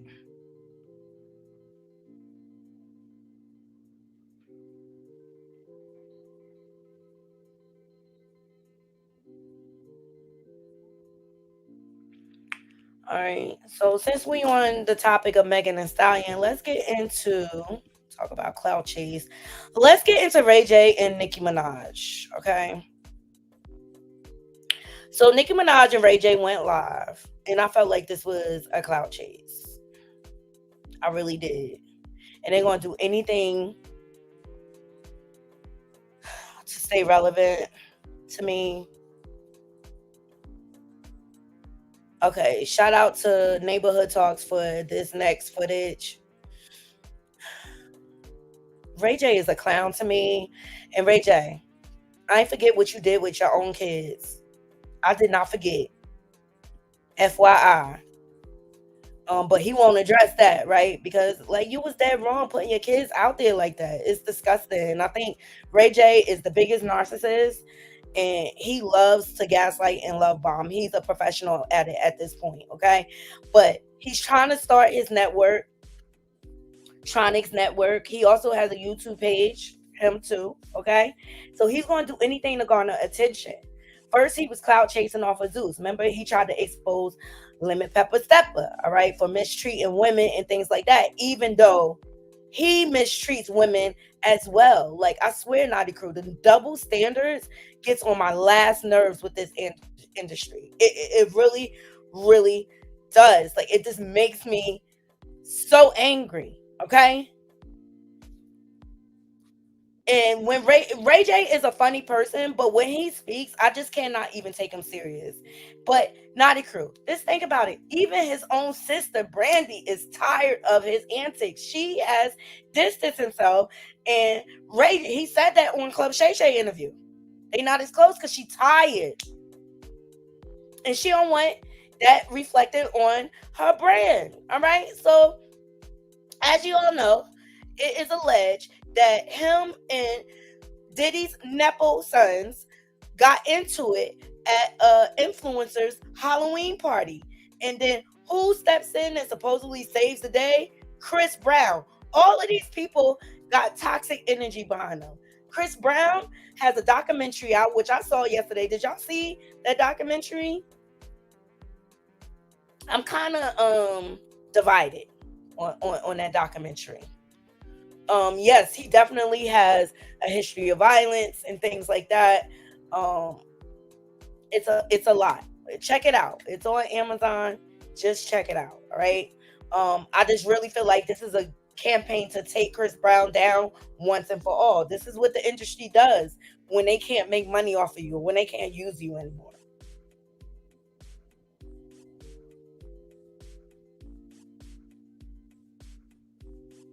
Who y'all never heard of? Let me know in the comments who y'all talking about. All right, so let's get into this live. Shout out to Neighborhood Talks. Here we go. You said you weren't there, but you knew. And then you kept being around? No. What I was saying when I said that assets is being taken had nothing to do with that. Assets is being taken since the 90s. Do you think that's funny? That's what I asked him. I said, do y'all think this shit is funny? Who did you ask that? I said the world. When I said, y'all think I'm going to come out with RayJ jelly? I said, y'all think this shit funny? What the fuck is you talking? I don't like baby oil. That's what I told him. So they tried to pour baby oil on you? No, I said that people joking too much about this bad thing that's happening. And then I said, should I come out with RayJ jelly? Like you're joking about it. I'm promised. I said, when there are several people traumatized from what I can, and I don't know anything to be proven true, but I'm just saying people yes, you're saying the same thing. Yes. I'm just saying that I guess obviously a little bit. Jelly? I said, if I said that, would that be funny? You said you weren't. And this comes off insensitive. I mean, we have one victim that we know of, which is Cassie, and she has come out and said that she does not like the jokes about the baby oil and stuff like that, because at the end of the day, that baby oil wasn't used for good things. I mean, it's alleged that there were substances in that baby oil to make people basically lose function, lose memory of what happened. What do y'all think about Nicki Minaj checking RayJ? Here we go. Was you just fighting people in the club? No, I was being a better person in the club, and I want to always be the better person. Were you just fighting in the club? Yes or no? I don't want. No, we didn't have a fight. We had a big argument right outside the club. Well, how does Nicki Minaj talk to everybody like a mother talking to a child? Like she trying to son you. Like, I don't like the way she talks to people, period. I just wanted to point that out. Like, it's just like, did you do that? Get over here. Were you fighting in the club? What's wrong with you? And who started it? This time, I think I got loud and got aggressive, but it was the third time this happened. And so I felt like I needed to stand up for myself. Even though I was talking shit and we was having a lot of crazy words, I was walking that way to avoid the issue. You know what I'm saying? Mm. And that's what happened. And it's unfortunate, but what's dope is that we all got on the phone. We talked for about 35 minutes. You that don't care. You don't care about the piece about it? At what point? So you saying someone approached you? She just gives me, I'm the queen, you're on my live, you will answer the questions that I ask you. Like, she is such a diabolical maniac. And was you just fighting people? Third time y'all been having this argument. What was y'all arguing about? Comments that I was making on my show, on my news show. A show? I'm on the news now. I'm a news anchor. Shade. She said, oh, you got a show? Basically, she's saying you're not really relevant. Oh, you got a show? Shade. You know Nicki always shady, y'all. What? I'm a news anchor. Yep, I'm on the news. You know what the fuck to do with yourself, huh? No, I'm having a good time. You're not. I am, Nicki. I'm having like Good what? is a word you I'm having a great time. I'm alive. Amen. You taught me that.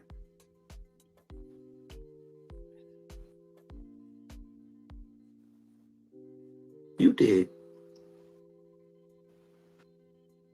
Third time y'all been having this argument. Well, stop.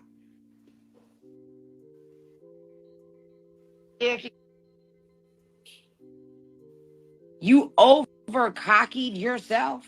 That's crazy. That might be the pause of the year. That might be a word. And the fact that you think all of this is funny when there is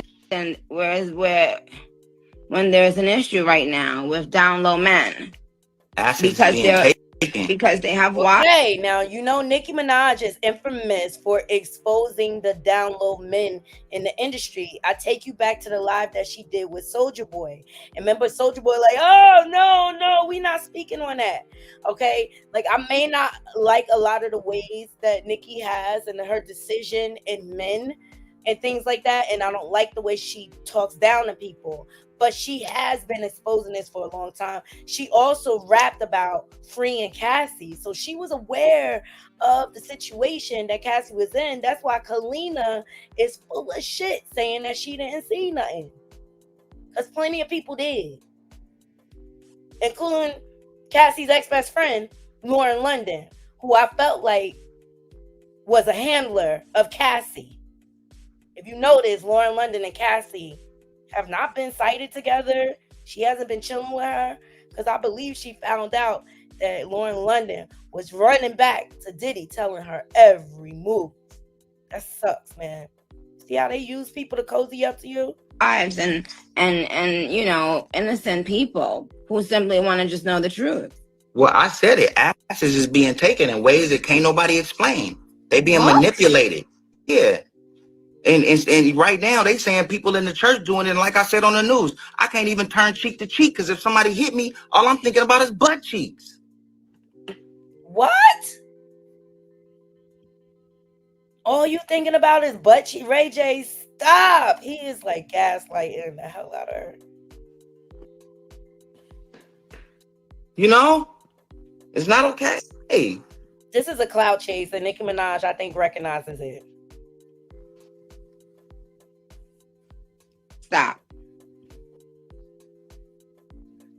So that's what I've been talking about. So yeah, I'm an advocate. Nicki, like for real, it's getting out of control. RayJ, I do not look to you as being an advocate, judging by the way you treat your ex-wife, Princess, throwing her in the pool, cheating on her constantly.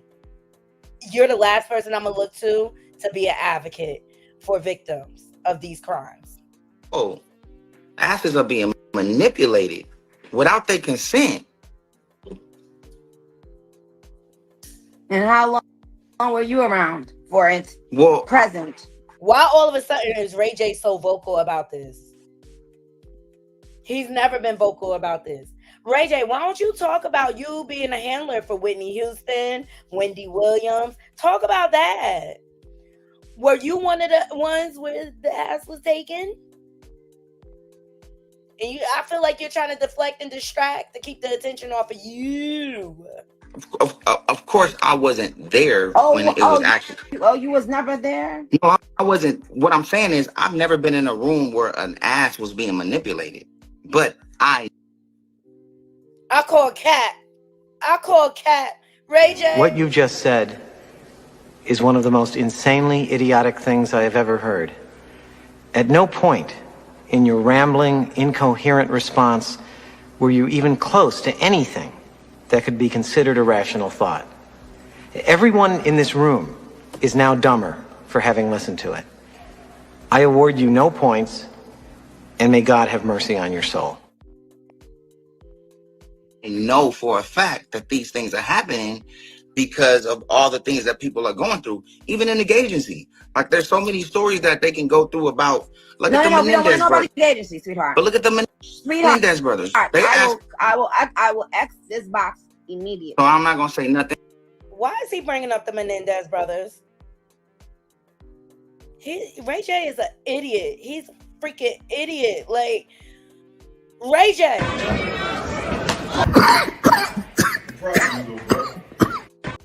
Just want to drop kick you. And the Menendez brothers, like, Then why am I in it? And you could have did it. See how I get thrown in? You never apologized. They ain't even did nothing. Okay, what the Menendez brother got to do with anything? I will exit the box immediately, okay? I'm not gonna talk about nobody's ass, just asses in general. That's why. If you try to be funny again, you see, that's not your. Anyway. I'm so sorry.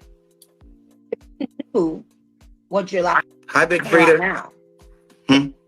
If you knew, you said you weren't there, but you knew, and then you kept being around. No. What I was saying when I said that asses is being taken had nothing to do with that. Asses is being taken since the 90s. Do you think that's funny? That's what I asked him. I said, do y'all think this shit is funny? Who did you ask that? I said the world. I said, when I said, y'all think I'm gonna come out with RayJ jelly? I said, y'all think this shit funny? What the fuck is you talking? I don't like baby oil. That's what I told him.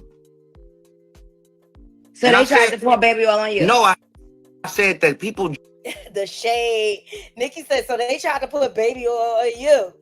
They tried to put baby oil on you. Nicki recognized exactly what's going on. RayJ, you ever been swallowed up? Swallowed up. You've been swallowed up by the industry. And I'm telling you, all these antics he's pulling, he's trying to deflect and keep the story from going to him because he knows a lot more than what he's saying.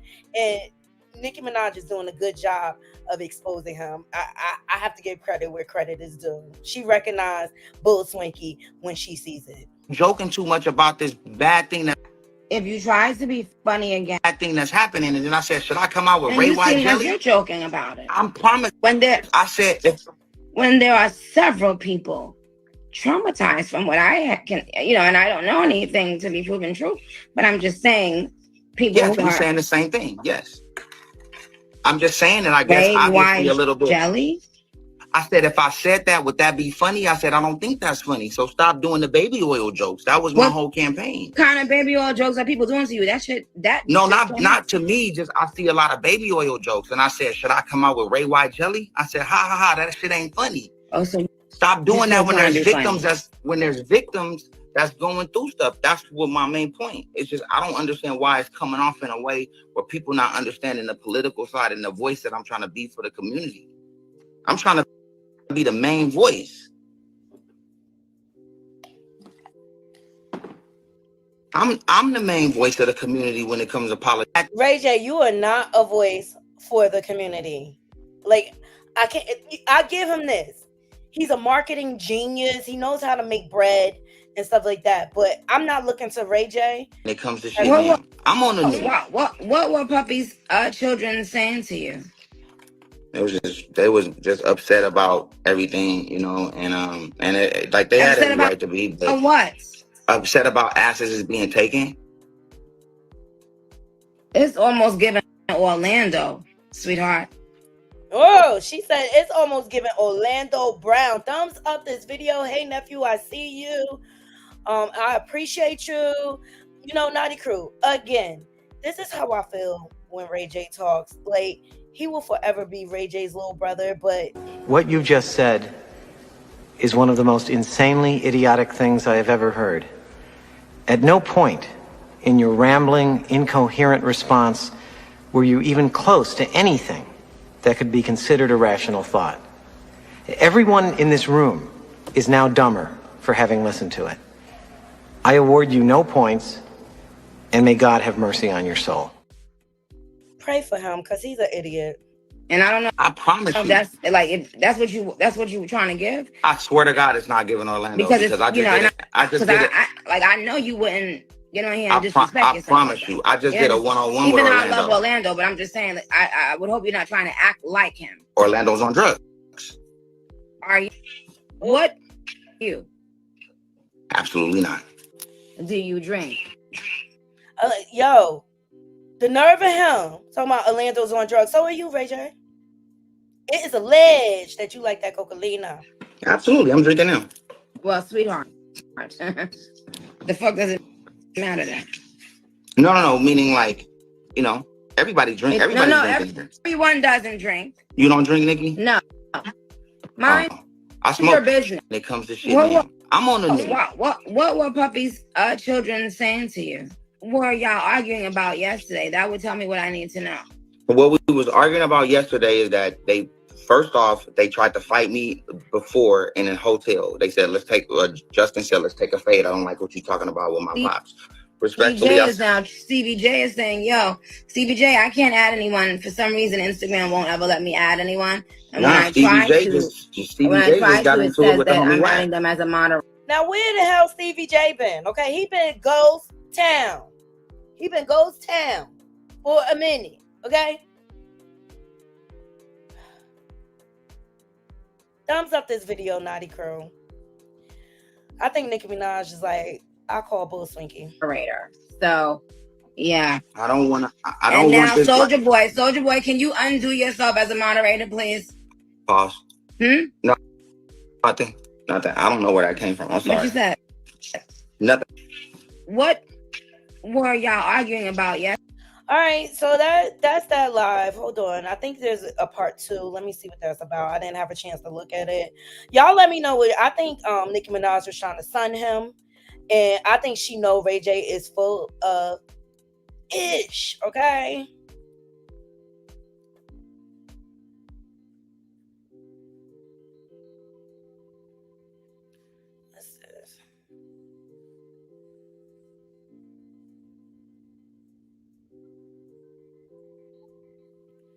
Hold on, let's see this. Shout out to the Jasmine brand for this clip.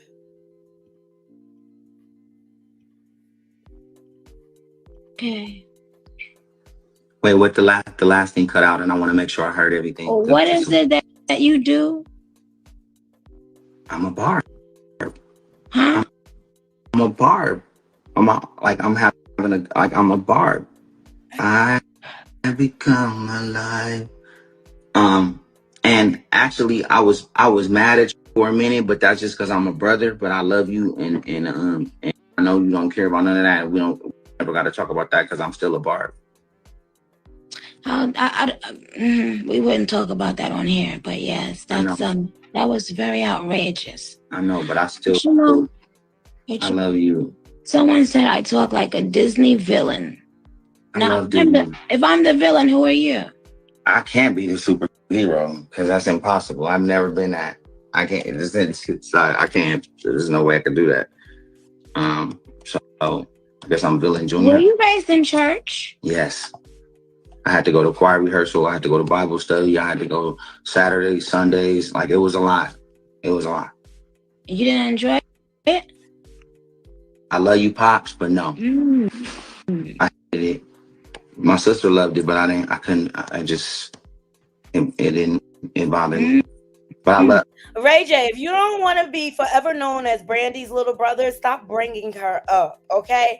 I find it quite odd that Nicki is sympathizing with the victims here, going on with the whole Diddy case and stuff like that, but she won't even acknowledge the victim that her husband created.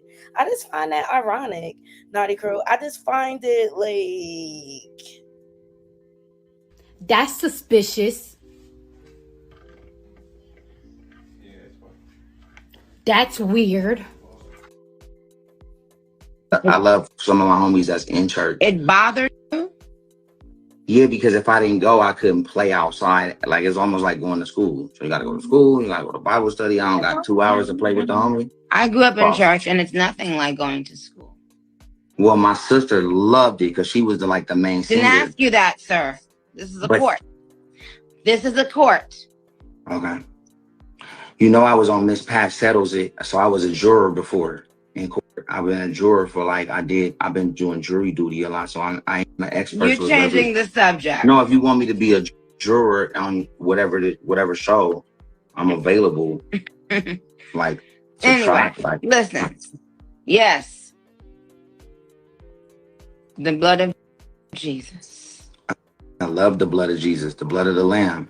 I know the homie that could take you to the top of the mountain, get a lamb, and cut the lamb's neck, and then it bleed all over you. Oh, okay. But they say, are you watching?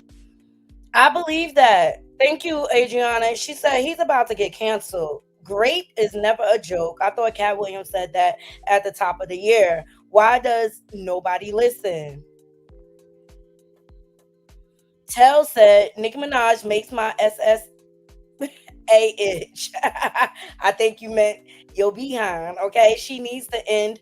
She needs to tend to her rapist husband that can't be around children. Period. Adriana says he's such a dry snitch. He is. Well, that's a real snitch. All right. OMG, Diddy boyfriend got in the chat. Yeah. Stevie, you miss your bootski? He keeps saying that. I think Nicki Minaj is pro-woman. It's unfortunate that she's aligned herself with her husband. Right. Wasn't she allegedly? Yes, right. Washed in the blood of the lamb. Okay. All right, forget it. Forget the lamb. Anytime you try Forget the lamb. to play with all about owning. You see a lot of people. Yes, Magic Boy's music says she talks so slow. Seems like someone else took over her body. Yes, you know who it is? It's you sucking my dick. So now you're going to get blocked. You dumb. I have to speak slowly. She does sound like a Disney villain, and I can't stand when she drags her voice. Like, to me, it's very belittling the way she talks. Because I know everyone, that's their tails are wagging and their pussies are jumping because they're screen recording. So unlike you, I have to think about things before they come out my mouth. Pause. Period blood. I'm sorry. Period blood. It came out wrong. Okay. Wait, what the last thing cut out, and I want to make sure I heard.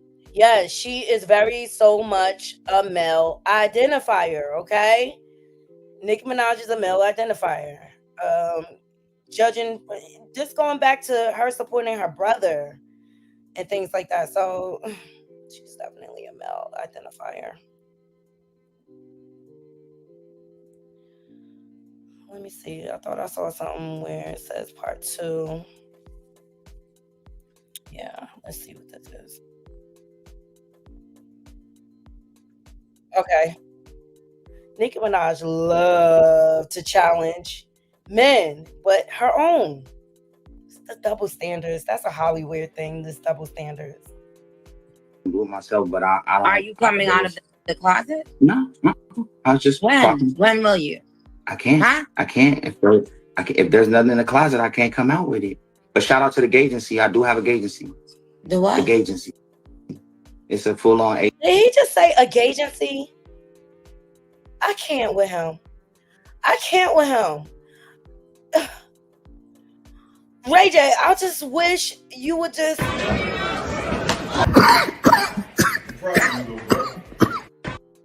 Somebody need to drop kick him, like, for real. Agency that focuses on LGBTQI plus talent. We've been in business for like 2 years. But I do have the gay agency, but I don't indulge, you know what I'm saying? But shout out to the gay agency. That is just so cliche.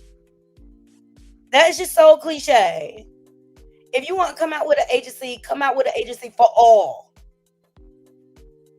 Not just one group. Like, let me ask you something, RayJ. What do you think about the undercover community? I think that if you roll in undercover, right, there's no need to, because I think the opportunities are endless if the truth can set you free. So if that's what you like to do, that's why we started the gay agency, and that's why I'm an advocate for the gay agency. You started that? With Tarod and Dumpin' D. And then I also have the Girls Club, which is a full transgender show on my network, Tronics, and it's 13. Oh, so that's what you've been doing. You've been trying to interact with me to promote your show. That's exactly what he's doing, Nicki. He's clout chasing. He knows your platform is huge and you have millions of followers, and he needs all those followers to come over to his YouTube channel so then he can promote his Tronics network, because RayJ got into the Tronics network business not really knowing what he's doing, and he thought he was going to clout chase off of Zeus network and take all the Zeus network rejects and bring them over to his network. You see how that works? So first he started with Lemmy, then he got on Jaguar Wright, then he found out all the disparaging things Jaguar Wrong was saying about him, so then he started clout chasing off of Diddy. Y'all see how that goes, RayJ? I see you from a mile away.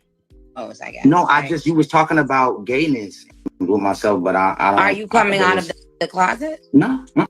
Okay, so that's just the gist of the live. I believe RayJ was just clout chasing. Okay.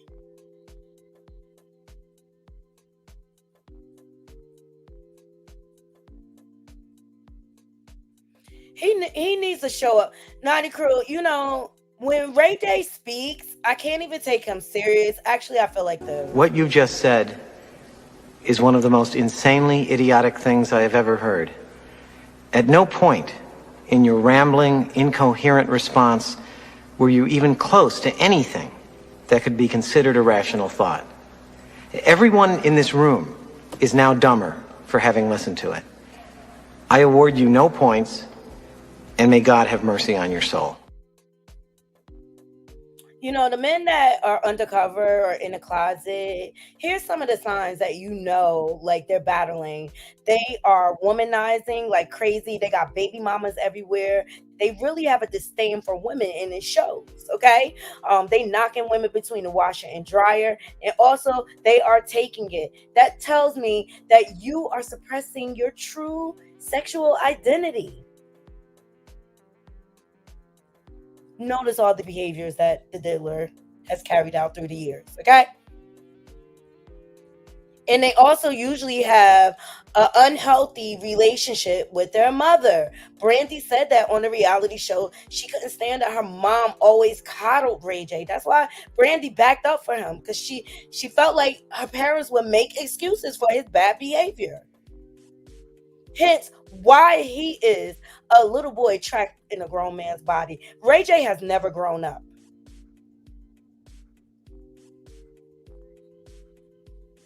Yes, Veronica, she definitely talks like she's talking to a first grader.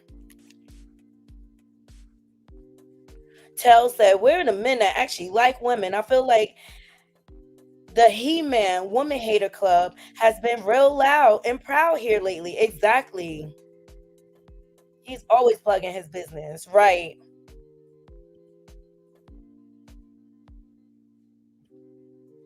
The men who love women are not in the industry. Exactly, I agree.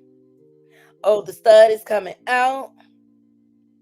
Oh, Lord.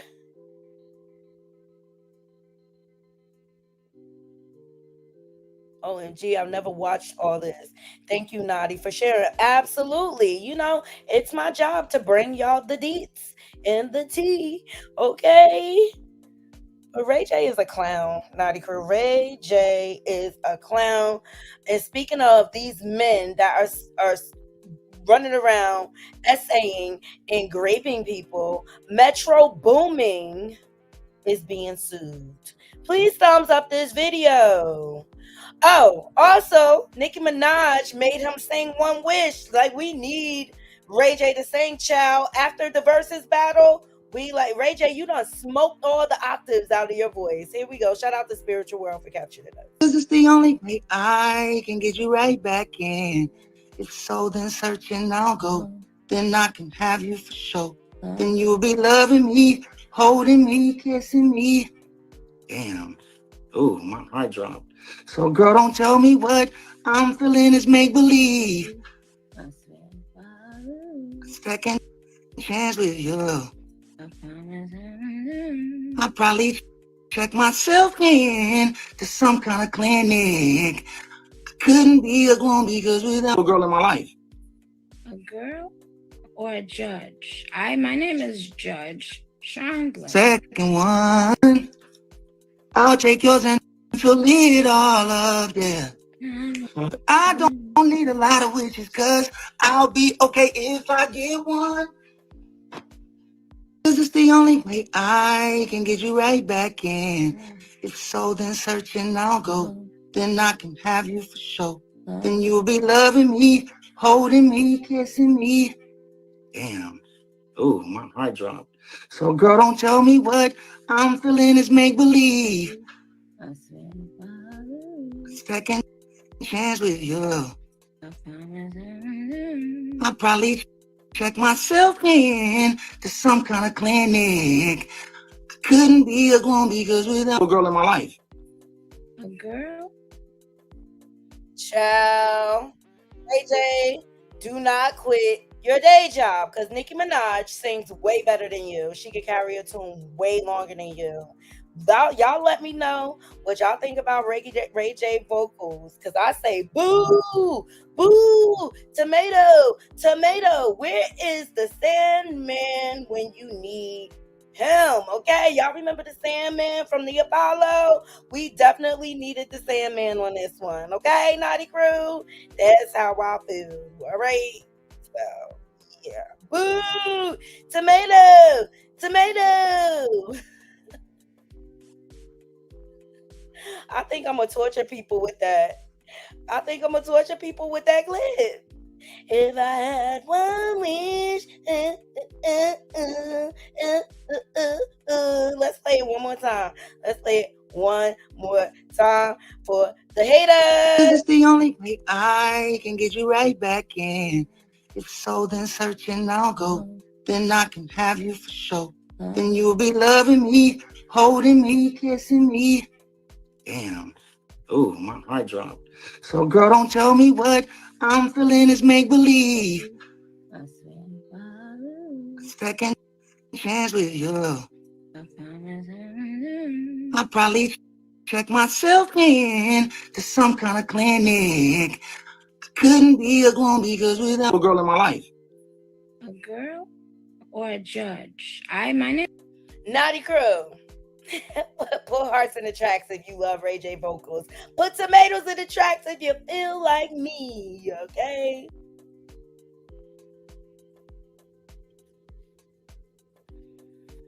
Cause it's giving amateur night at the Apollo, Naughty Crew. That's what it's giving.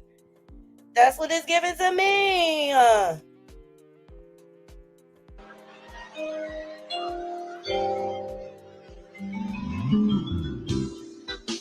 don't feel like being lonely tonight. See, I want some company.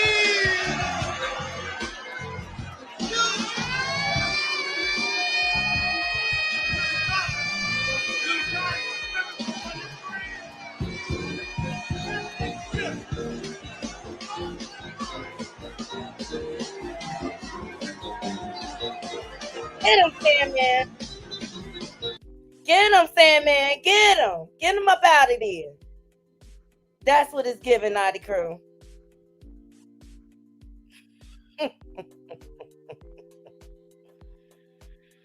So, RayJ, do not quit your day job, okay? Do not quit your day job. Please don't. You need to keep investing and doing club promotions and things like that. We do not need your voice. We don't. Leave the singing to your sister. Leave the singing to your sister. Hold on one second, Naughty, because this is looking weird up here.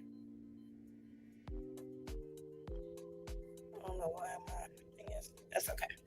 Anyway, let me see what y'all saying in the comments.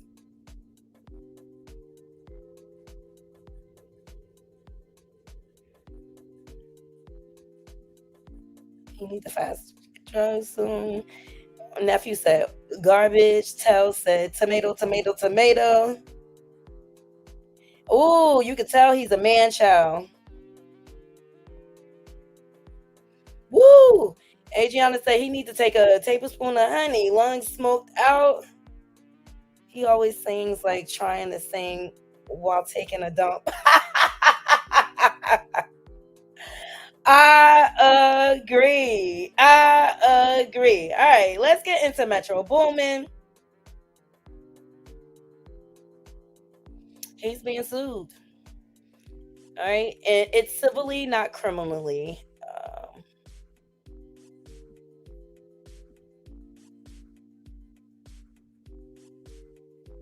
Shout out to the Shade Room for this. Metro Boomin sued for alleged sexual battery and impregnating accusations. So I find this kind of ironic, Naughty Crew. I find the timing of this really like, because what you just up on the track with Kendrick Lamar, where he's talking about they not like us, and he's talking about. Anyway, I just find it kind of ironic. So, super producer Metro Boomin is facing a new lawsuit after a woman alleges that she was actually assaulted and impregnated by him back in 2016. So, according to the documents obtained by TMZ, the alleged victim has been identified as a woman named Vanessa Lemastre.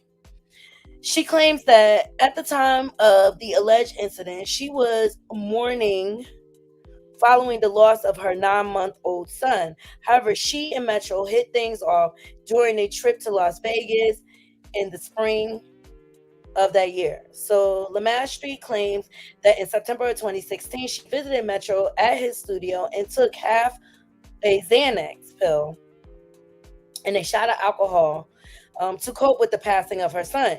She then claims she blacked out on the couch and regained consciousness in a bed. She accuses Metro of raping her and performing oral sex on her before blacking out again. Wait a minute. Were you blacked out or not?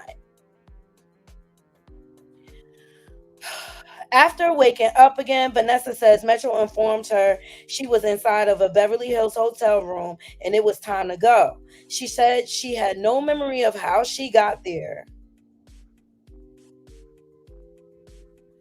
Vanessa alleges that she later found out that she was pregnant and claims it was from Metro Boomin because she hadn't been intimate with anyone else. She says she later terminated the pregnancy in November of 2016.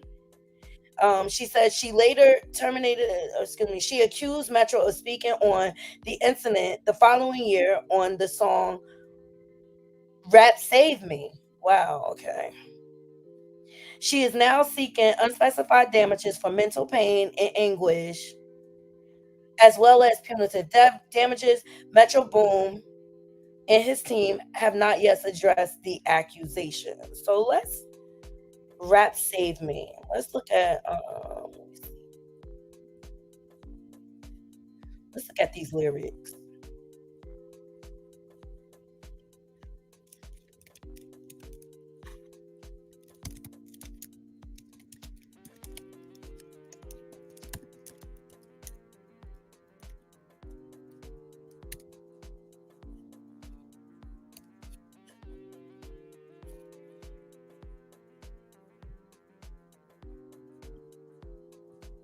Please thumbs up this video. All right, so here are the lyrics.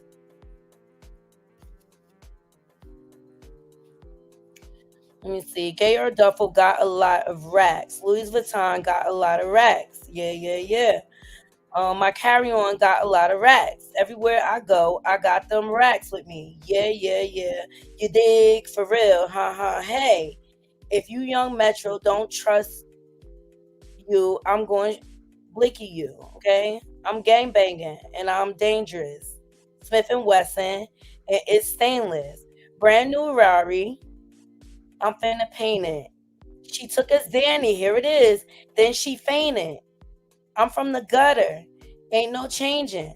From the gutter. Rap Save Me. She drive me crazy. Drive me brazy. Have my baby. Need my cash. F you. Pay me. Wow. She's right. It is in the lyrics. So this is the same type of case Charlemagne has against him from his victim. Her name is Jessica, okay? Not only did Charlemagne plead down the case because he is an alleged rapist too. He likes to rug women and then take that. But he then used his platform to talk about the incident. So Jessica not only brought a lawsuit against Charlemagne, but also iHeartRadio, okay? These artists, they brag about their crimes in their music. The music is their diary. And that's just bold. Okay? But number one, there's no clearing no charges here. She's only suing criminally, I believe, because possibly the statute of limitations is up or whatever. She'll have evidence of the pregnancy and the termination and things like that. So I'll keep my eyes to see how Metro responds.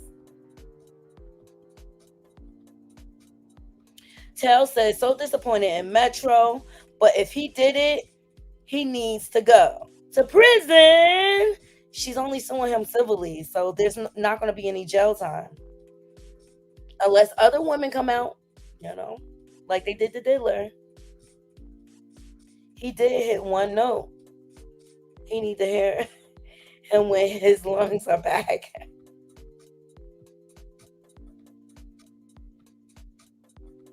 And GL didn't when it first came out. Tomato. Hey, Tashala. Think she on the replay game. All right. I am tickled. He is such a clown and a troll. Yes. I think these people, hey, Bright Eyes. I'm glad people are using the civil court system. The burden of proof is lower. Right. This is one hell of a coincidence. Sheesh. Right, Tells. Right. So I'm glad I pulled up the lyrics. I'll keep my eye out. Let me see if Metro has responded to the lawsuit. Let's see. Thumbs up this video. He's just going to deny it.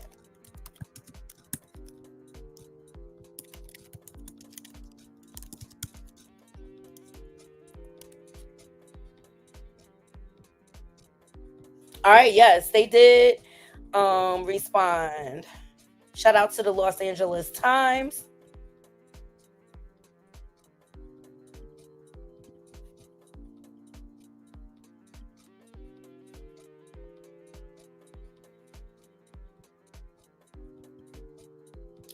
They're trying to make me subscribe. No, we're not doing that. Let's see. iHeart. So Metro Boomin responds after woman sues him for SA. Shout out to iHeart. So Metro Boomin has responded after he was hit with a lawsuit from a woman who claims she got pregnant after he allegedly raped her. According to a report TMZ published on Tuesday evening, October 29th, the super producer is facing a lawsuit from a woman named Vanessa Lamastri. Okay, so we went through all this.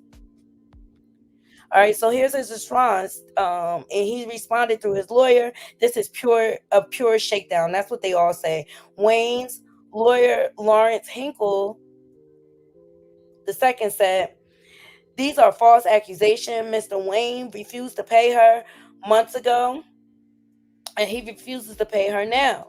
Mr. Wayne will defend himself in court, and he will file a claim for malicious prosecution once he prevails."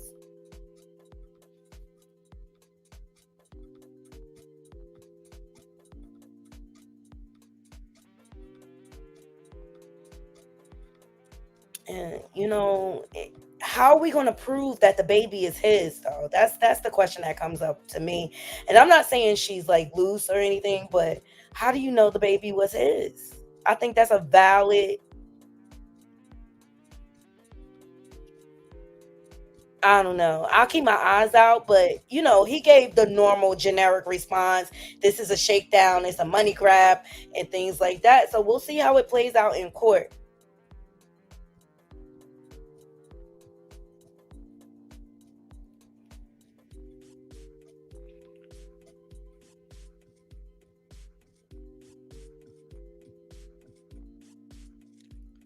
All right, Naughty Crew.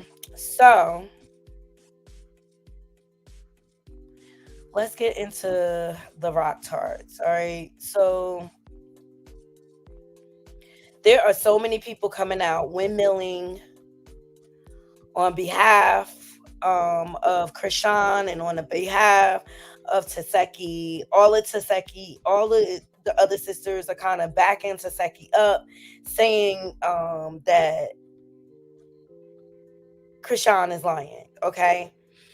Do I believe something happened to Krishan? Yeah, but I also believe that she's lying on Taseki.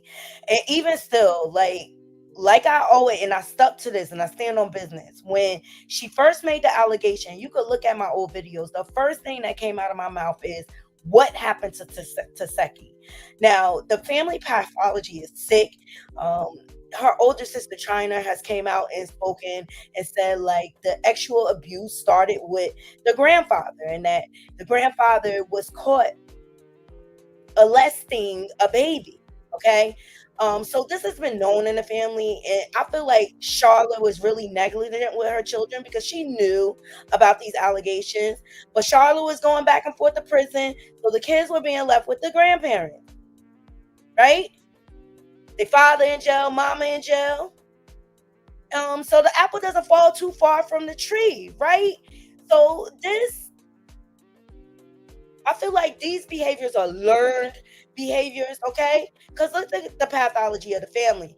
Every last one of Krishan's siblings, from what we know, have been to prison, have CPS charges brought on them. All right, they're criminals, they're scammers, they're liars, right? So a lot of old footage is recirculating about this family, right? And I'm telling you, Naughty Crew, this was all a plan on their part. And do I believe that the abuse is real? Absolutely.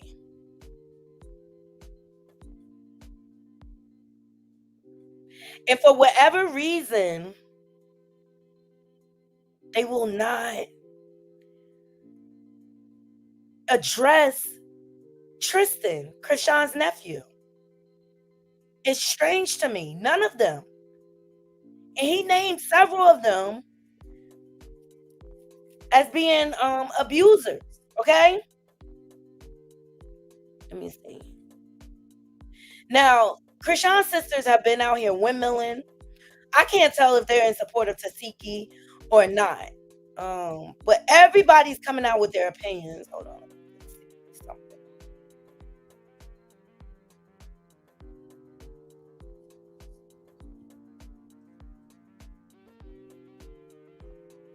Please thumbs up this video.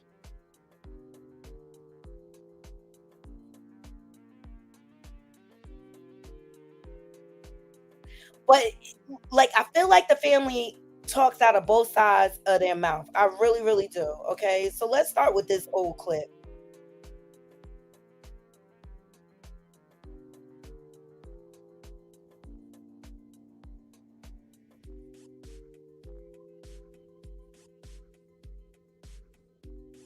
Right.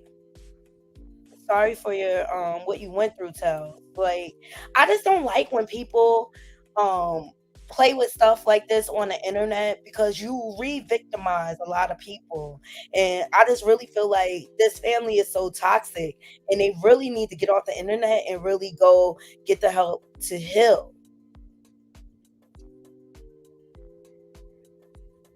And then I feel like they hide behind God and they weaponize God for their wrongdoings. Like China, she got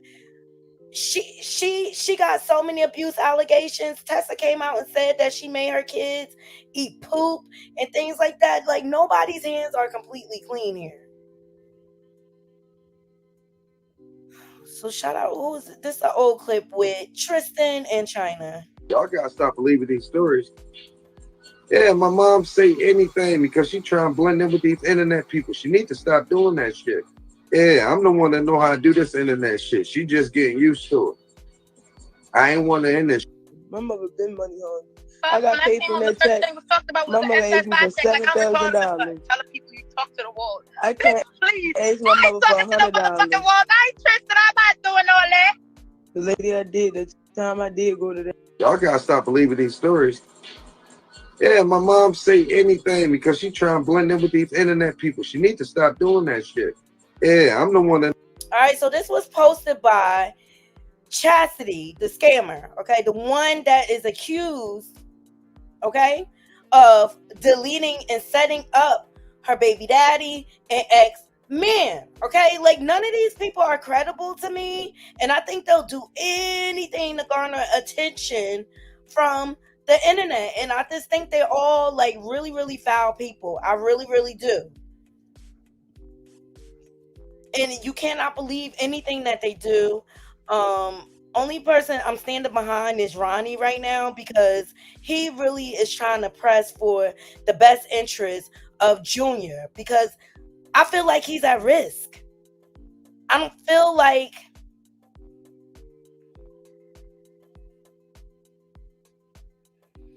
this family is good for him. I really don't. And I'm just like, hashtag save Junior all over the freaking place, because if he is raised by this family, I don't feel like he really got a chance. Look at how they have exploited him thus far.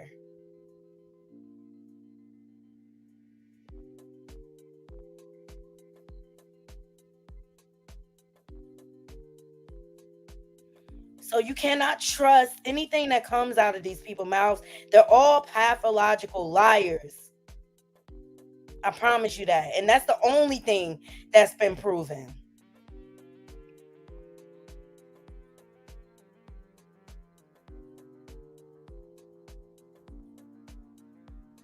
And I feel like all of the siblings, they don't hold each other accountable. They okay with covering up the lies.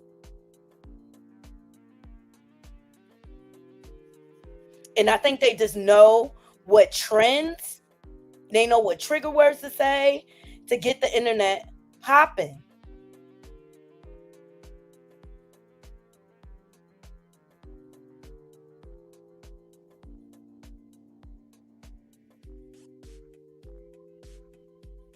And Chastity was the main one when Krishan got locked up clout chasing, collecting cash apps and things like that. For the life of me, I don't know why people donate to these people.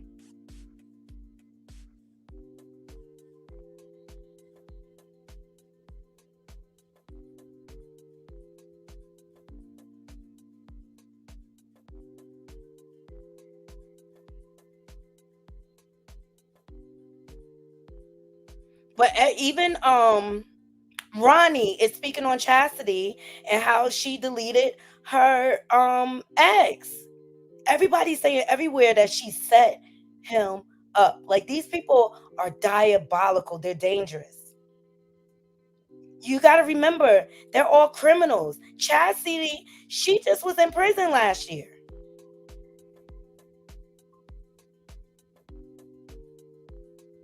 Chastity's son was deleted because he ingested Charlotte's rugs and OD'd. This family is sick.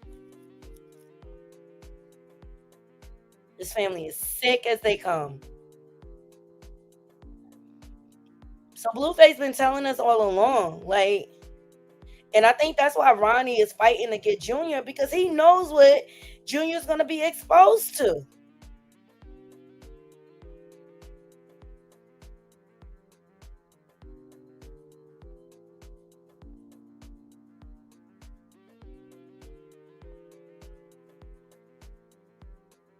All right, here's someone from Chastity, from Baltimore, exposing Krishan's sister Chastity. Like, there's no good things that go on with this family.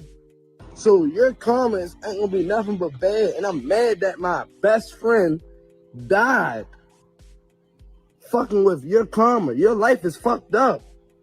Your kids is taken away from you because your mother gave your child a controlled substance like coke or dope. It was one of them, meth, something. Let's talk about it. Then yeah, you always got king, but where your other child at? Then yeah, you had your baby. I barely even see what your baby since you dropped. It's like you chasing more clout than being a mother, nurturing. This shit that CPS gonna see. Oh, how is she here and there? Where's her child? So now you're leaving your child with someone that maybe can do the same thing they did to your last child that got your child took. So your comments ain't gonna be nothing but bad. And I'm mad that my best friend died fucking with your karma. Your life is fucked up. Your kids is taken away from you because your mother gave your child a controlled substance like coke or dope. It was one of them, meth, something. Let's talk about it. Then yeah, you always got king, but where your other child at?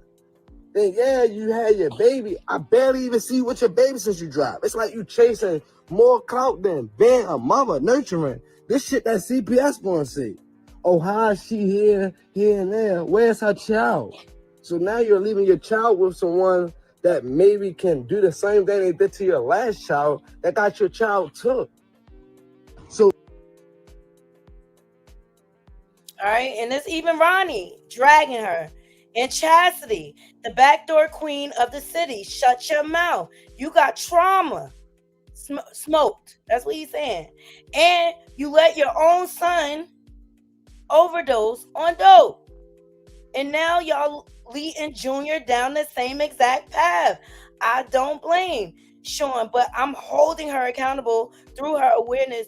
Don't even know because she used to this her whole life. Wake up, okay? Look at the family pathology.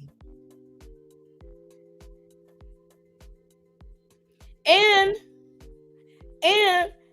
let's not forget the incestuous relationship that she has with her brother Mookie, who is locked up for red rum.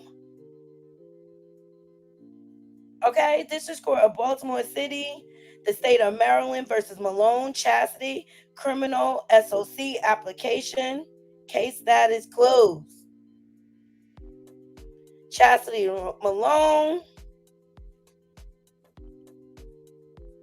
child abuse in the second degree. Okay, assault in the second degree. They're all criminals. They all have CPS charges. So I find it hard to believe when they all come out and they start like windmilling and stuff. Like, child.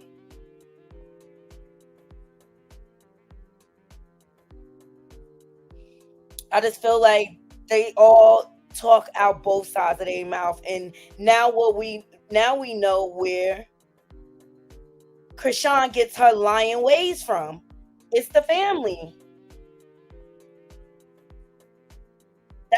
That's how they operate.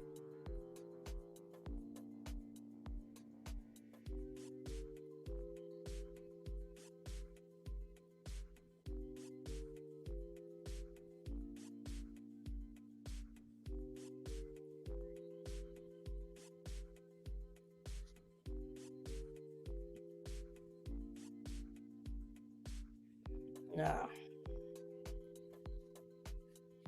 Please thumbs up this video. This family pathology is toxic. I'ma highlight it. You know, something may have happened to her depending on the pathology, but I still feel like she lying. I said that, like, and I'm not trying to victim shame or anything like that. But with all the lies that she has done, the heinous things she has done, and people took the fall for her, it's just not cool. It's not cool, and I don't like the way they use allegations like this to spin the internet out of control.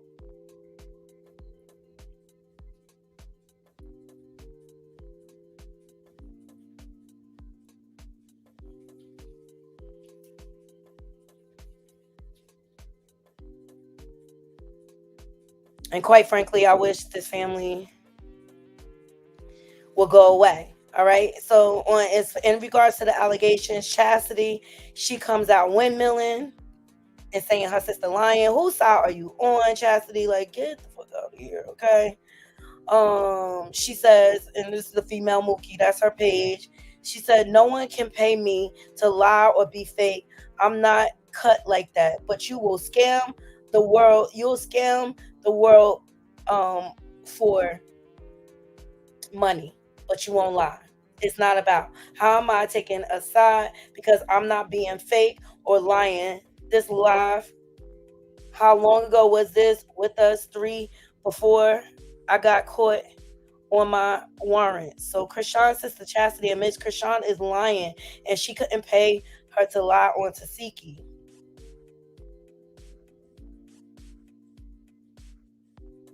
Tasiki's best friend and manager speaks out. Ain't nothing like doing the devil's work while holding your own karma in your arms. Exactly.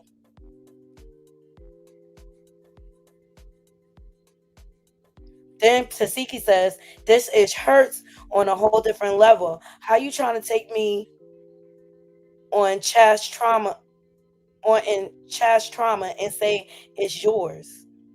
I know Krishan.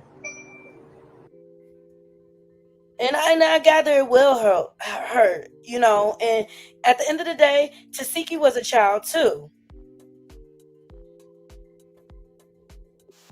Right? Here's the clips of them talking about the grandfather. It's the one that essayed them. Here we go. We was innocent too when we was violated. I'm talking to you, Tessa. I'm talking to you, Tifa. And I'm talking to any of the other ones that was violated by them nasty people too. When y'all get bold enough to come out and speak on what happened to y'all gonna feel so much better. And guess what? I'm gonna be right here waiting to hear that call. Get that call from you saying, I'm sorry, I was wrong. Like, yeah, facts. Facts. Period. Period. Because once you speak on it, you're gonna feel better. They was violated also by the grandparents. Let's put that out there first, which I've been told y'all this. They was violated by the grandparents. That's why I said, I wish I knew how the people was before I told them CPS people to put us with them.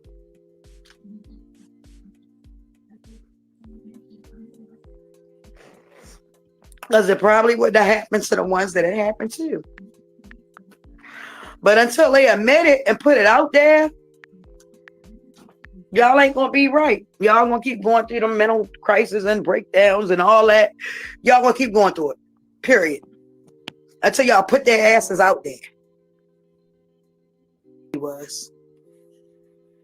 We was okay. That's China, the older sister, confirming. Now she's the first one that came out with the allegations, right? When they did Crazy in Love and the whole family was on there. Now, according to Tasiki, China was mad because she didn't make it to Baltimore to be on the show with the rest of them, so she missed out on a check. So Taseki feels like China came out with these allegations as revenge for not being on the show, right?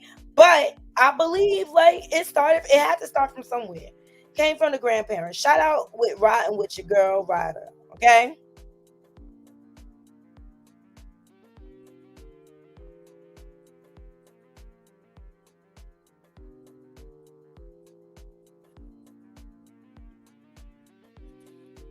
Now, there's other footage coming out where people are trying to insinuate or allege that Krishan was trying to tell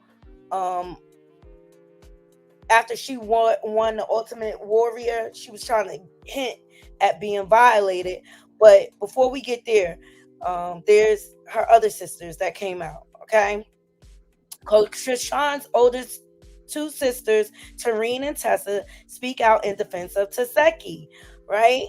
Now, mind you, they all, according to Tristan, they all violated him, but nobody addresses him.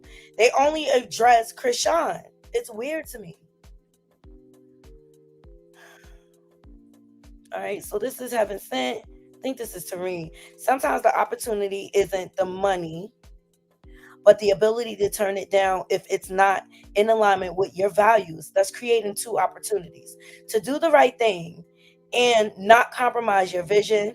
Create the space for an even bigger payout based on your intuition and merit.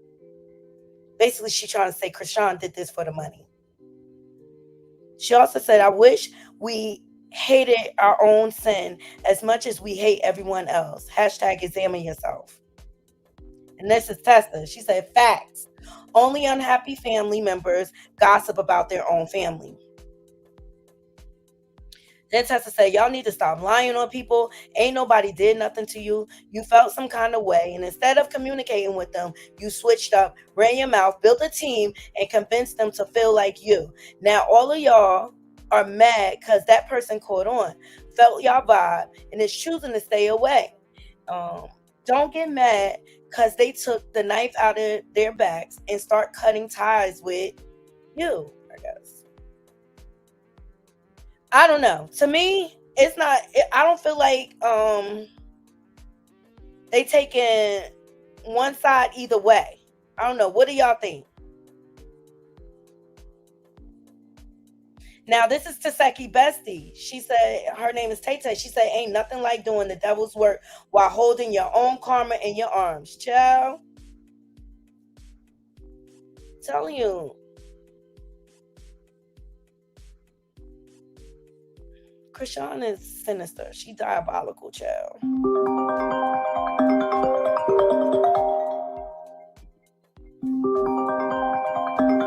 One moment, Naughty Girl.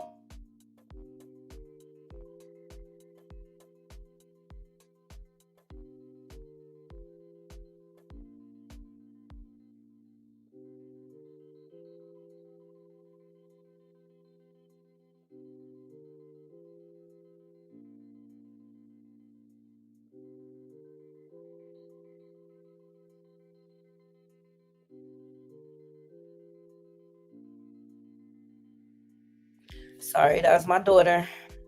You know the kiddies always need something, right?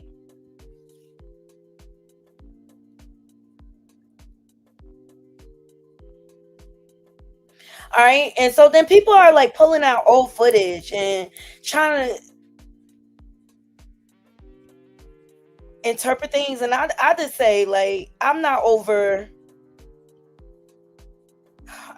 trying to look that deep into things, but this is one of the clips. Not saying, but Tifa and you, Jesse, y'all went through some shit, like, you know? Yeah.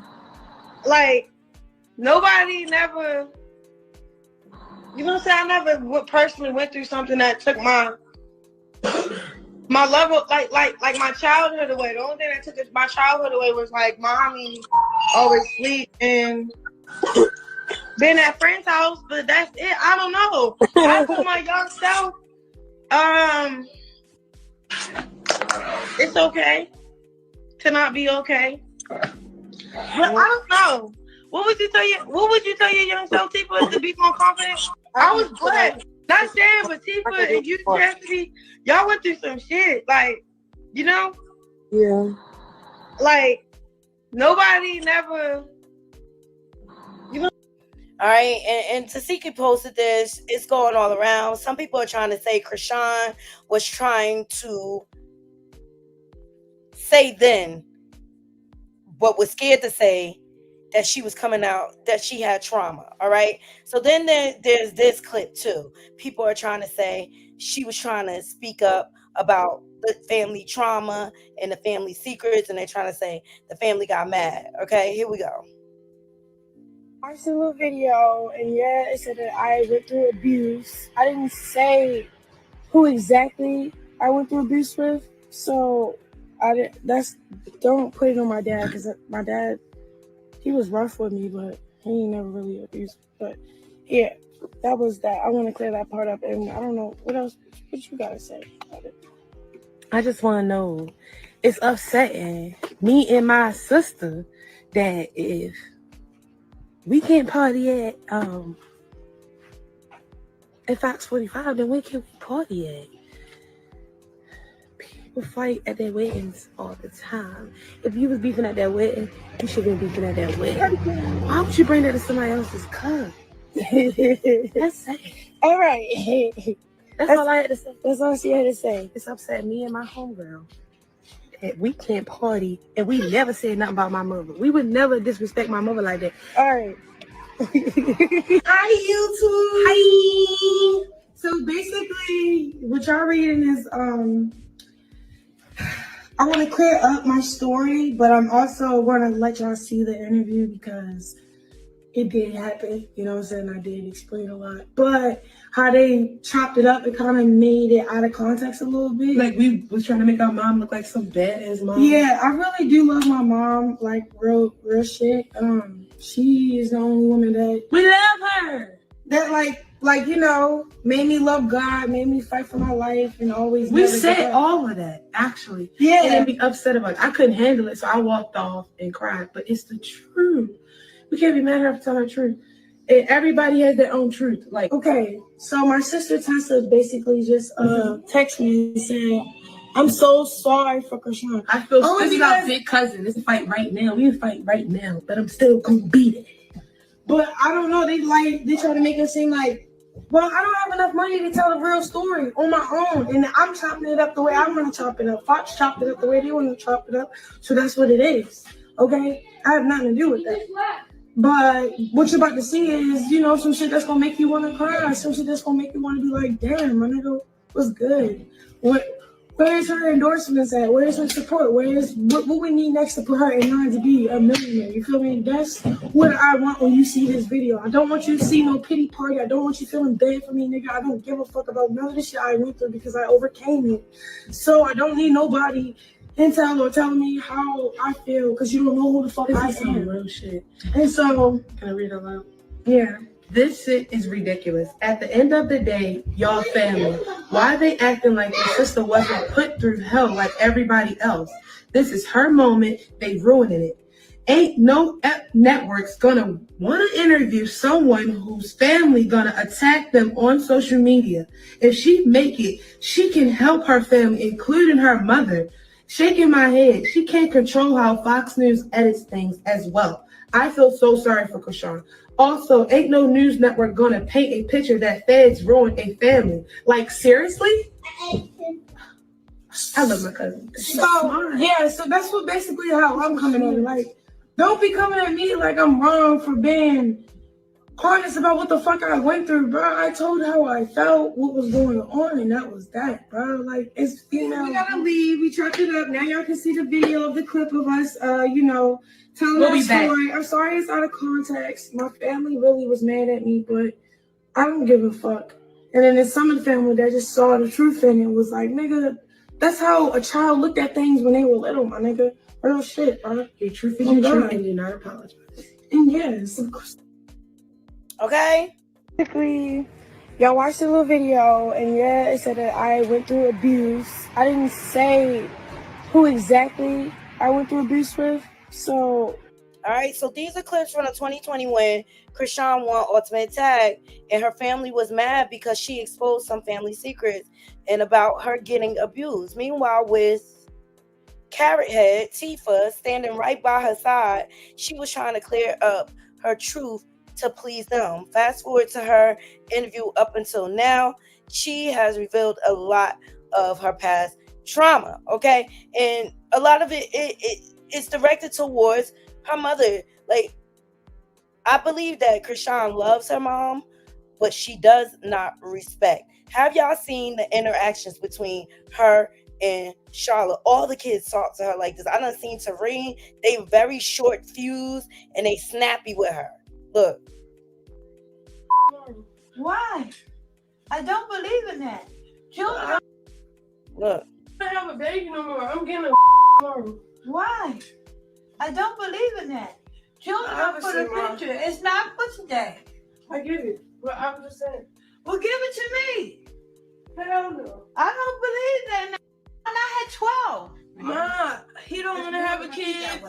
I damn near don't want to have a kid. Why the f am I having it? Do you hear what I'm saying, Sean?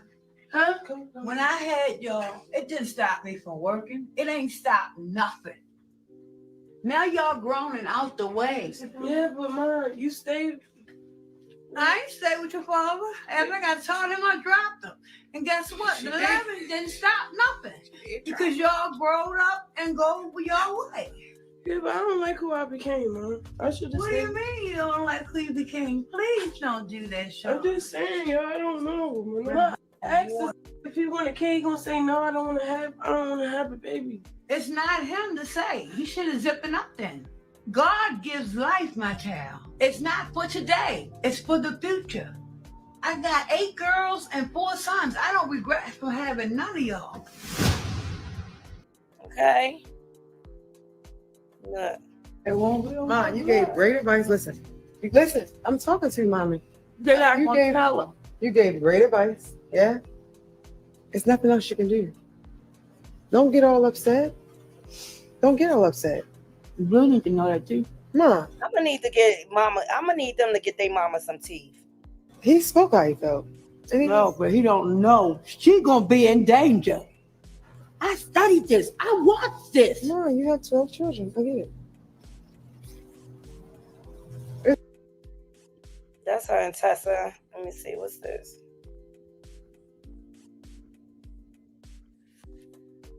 She also denied her mom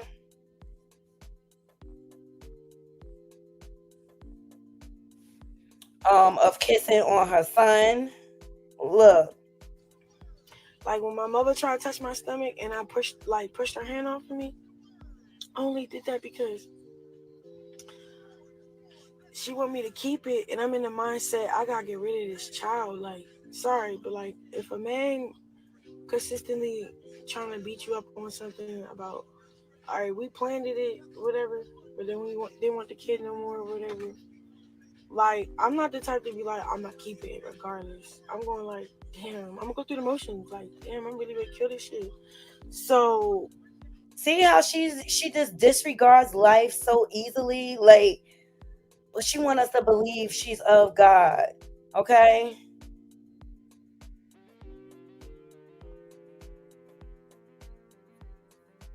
The double standards just get on my nerves, Naughty Crew. This whole family just gets on my freaking nerves. I'm gonna just keep following Ronnie to see where he goes with getting a paternity for Krishan Jr. But there's people coming out here windmilling for Krishan everywhere. What's this? It's just funny how everybody on here talking about my father this, my father that, my little sister let blue swim. That's when China first came out with the allegations. But I don't know if they're being paid or whatever.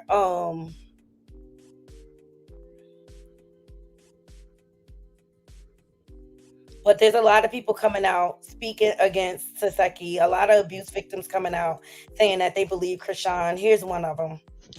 Do anybody else agree that we can absolutely understand why Krishan is not friends with the girl AJ? Cause bitch, you spilling all of the so-called beans if they're fucking true, because what they say, a hit dog will holler, and all of a sudden you just letting all the secrets out between you and Krishan. Like, because she feel like Krishan is slandering and defaming her sister, and she feels like Tasiki does not deserve that after everything she did. Shut up, you Krishan sympathizer. Shut up. Jason Lee even have something to say about the situation, child, because you know Krishan and Blueface used to frequent his show. And Taseki, low-key, you kind of came to take Krishan's spot because you were a guest star that then became the star when she got kicked off of Zeus. Now she's back on Zeus. And no, she did not try to take her spot. Zeus wanted her. I wish people stop driving that narrative. Krishan is jealous. She didn't want her sister to take any of the shine away from her. I see that clearly. one thing about Krishan, she does have that star thing that people have. And as much as people don't want to acknowledge it, she ain't going nowhere. Well, now Krishan went into the show and dropped the bomb on you. Now old videos began to surface of Krishan hinting at her claims against Taseki a long time ago. Look. You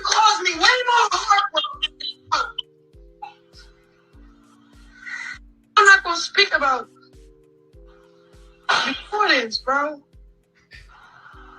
Straight up. I'm making moves. Of course, you gonna have haters, but the same hater been there my whole life, which is my sister. I went homeless my senior year, had to move my boy. I'm not gonna speak on what she did. But all my family, 12 siblings, other than her, can. Why don't you speak on you walking around Taseki man naked after she gave you a roof over your UMPD head? Talk about why you got put out. I just feel like Krishan points the finger and she can never take accountability. Never take accountability for the stuff she does. Okay? Shout out to Ryan with your girl, Taseki E. She says, I'm never going to sit up here and act like I haven't did things that don't make me look bad. I've talked about people. I've did some things. I've made some mistakes and poor choices, and I've definitely did things I'm not proud of. But I live in my truth for sure.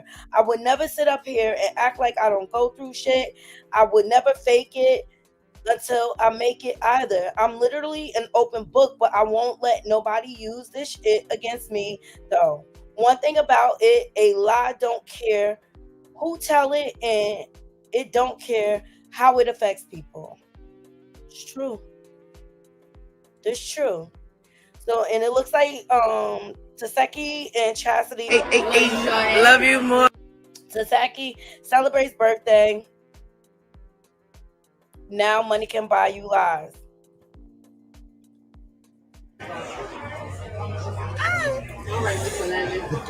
It's your birthday.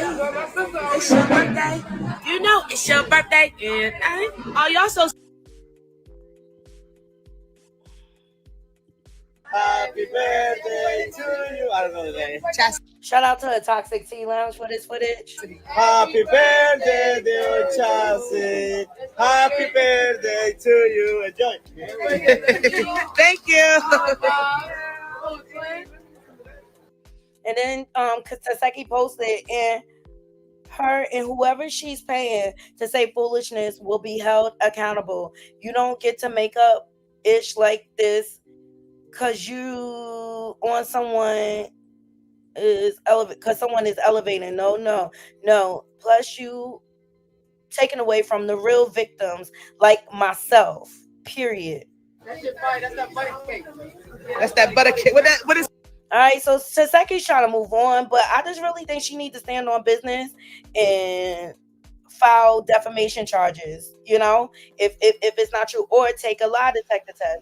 But it's a whole lot of people trying to spin the medium. Pay attention, people. Okay, Taseki better get ready. More speaking up. So this person molded differently posted this, and like, how are we to know this is the be true? This is what I'm tired of with the internet. People think that this is throw allegations out there without providing proof and things like that. And if you don't have no proof, people need to shut up. So this person says she probably tried to apologize about her getting banked, but the stuff Taseki did, it's all true. I used to be over there when my sister was dating their brother Eugene. She's not making up anything, but they should do a lie detector test. So this person say, you from B-More? And they say, yes, I'm from B-More. And so they trying to say another person witnessed what Taseki did. I don't believe it, because usually when it comes to abuse, it's usually a victim versus predator situation. It's rarely times where there's witnesses. So people are coming out the freaking blue to try to spin the narrative. All right.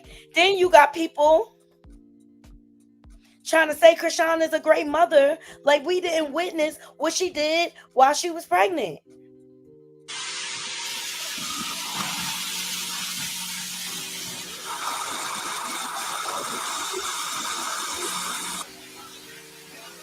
She never held Junior in a nurturing way to me. She never held him like she's maternal or anything. She always held him like he was a prop.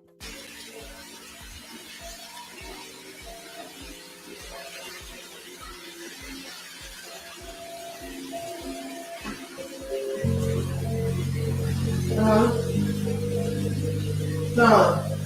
She's not a good mother. She's not a good mother, and she'll do anything for clout, right? And then there's old clips of Krishan blacking out because she was supposed to have some merch, and it didn't come out right, according to her. If you ask me, she probably didn't even pay attention to what she was ordering. This right here is called DTV direct economy. He does all out there. No, he went into the box and so this is what he did. No, let me tell you what this man did. He went to the box. Call him right now and tell him he did it wrong. One shirt. He pulled out the t-shirts that he knew was like that, and not the ones that like that. Because so I'm thinking he did the right thing. So he tried to do. Yeah. T-shirts right now. He pulled it out of the box himself to show me. So he pulled out the right one. So this is footage from last year in the mansion that she rented.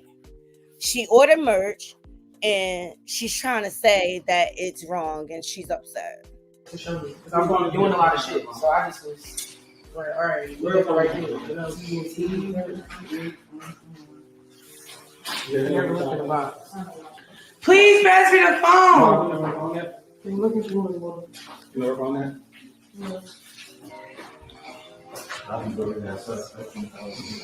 Call Freaking Merch. It's in that's my Give my girl. There's Janet. As y'all can see, that's Mars. She does eyelashes, and I think she makes lip gloss. But these are her flunkies when they were around and down with her. It's weird ass nigga. I can't sell that. That product is not good. And it's even selling. So it'd be selling it on the website like that. Yeah, but it wouldn't be selling it like that. Because every time I get tagged in, I'm like, why that shit look ugly? Oh, I hate half-ass niggas, bro. But this is my thing about this. Before they actually print up the merchandise, they send you a preview. She's so full. This is how manipulative this girl is. She'll go this far and tarnish somebody else's brand just so she could have a temper tantrum for the internet. Yeah. Hey, what's up, bro? What's up? I'm calling your phone, you calling L. Why did you print this shit out like that? Why did you print this shit out like that? This shit look ugly as fuck, bro. The hoodie's clean. And if that's how you've been selling it, listen to Junior in the background. This whole time, that's how you've been sending the product. I be tagged this shit. That shit look ugly sometimes. But now I know what you've been doing. Oh my God, he is. What? He's sending the shit like that. You're sending the my clothes like I just put in the box. Why do it look like that in the box though? It's screen print, Franco. It's screen print. You show me the one the t-shirts are right. The t-shirts are right. The t-shirts are DTG, direct to garment. No, bro, you can do it. It's a screen print. We don't have screen print hoodies. Who said that we wanted the screen print? It's supposed to be just like this, like DTG. The direct it's supposed to be like the t-shirts. What?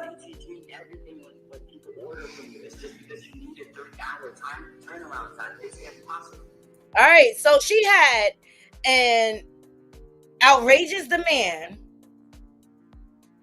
for this merch, and he did what he can, but Krishan don't know how to operate and handle business. If someone does something wrong, you simply send it back and get it corrected. But we all know she has poor emotional management, okay? But like I said, before he printed those out, he would have sent her a sample of what it was. She would have had to approve it before it got printed. And that's how I know this is cap. Well, this is impossible to sell. I can't give half-ass product. I wouldn't have told you do it, bro. I would have had somebody else did it the right way. No, you making to me, she trying to get out of paying for it. Bottom line. So she had to come up with a complaint. Excuses for not doing your job correctly, bro. So and then we made some product that has my name all over it, bro. Like this is a pop-up, Franco. I fucking hate people, bro. Look at what she just did. That's not even her phone. That was the assistant phone. Like, how you just get to damage my property? Oh my God, bro. Where we gonna get it? It was so weird, nigga. I don't know. What happened to Blue Rock? Child, when somebody's found Blue Rock, let me know. What is with these social media crazy influencers and dogs? Same thing happened. Like, what happened to Jaguar Dog?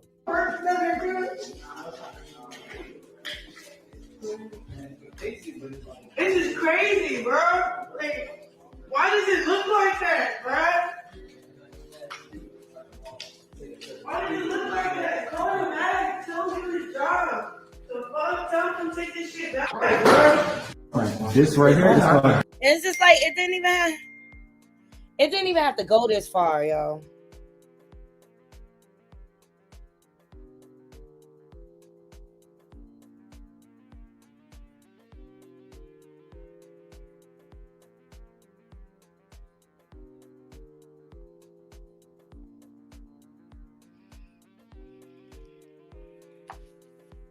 It didn't even have to go this far.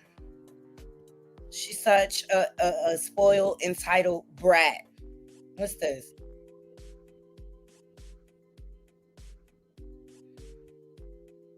What's this? This is an old clip, and I'm going to get out of here because I got to go get the rest of my little costume. I hope everybody has a happy Halloween. Can I just ask a question? What? So if they worked it out, it's no need for us to talk about it anymore. Let's talk about something else. It's no need to beat a dead horse. We all agree that they had a problem, right? They mended it. When you heard them two right there. Charlie, listen. It's not a grape anymore. So why are we still talking about it? Let's talk about something different. I asked her how she feel about the heartbeat. What the fuck is it, a raisin? The fuck? Okay, you know heartbeat. Hey, Latifah, I want to go to the fucking club. Let's go. Because if you don't go, they're going to keep talking about the same shit. Please, can I just ask a question? What? So if they worked it out, it's no need for us to talk about it anymore. Let's talk about something else. It's no need to beat a dead horse. We all agree that they had a problem, right? They mended it. When you heard them two right there. Charlie, listen. It's not a grape. I wonder what they mean by it's not a grape anymore. That's weird. How much you want to bet Marsh knows everything? The other girl claiming to be her best friend don't know ish. Well, I think she got a lot of details, AJ. I don't know. This is supposed to be proof that Taseki and her were not good.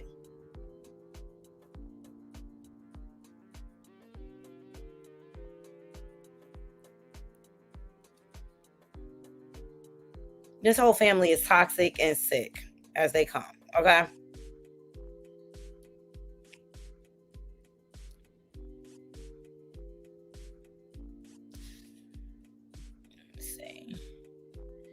Taseki, shout out with riding with your girl. She said this meatball is such a liar. The boss man asked me, ooh.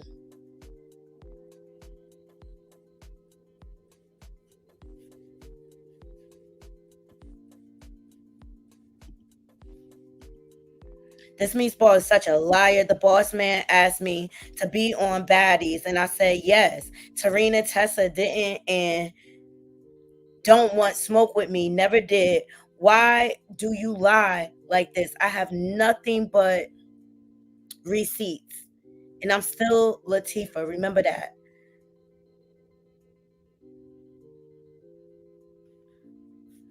It looks like Krishan is projected onto her sister. Do I believe something happened? Yeah, but I don't necessarily believe that it came from Taseki. All right? Now, I'll be sure, because I got to move on. I got to get I'll be sure to post it. And I found this kind of weird. He said before and after the coma, the I'll be short story, lies. Tell us why. It's hashtag human nature to lie.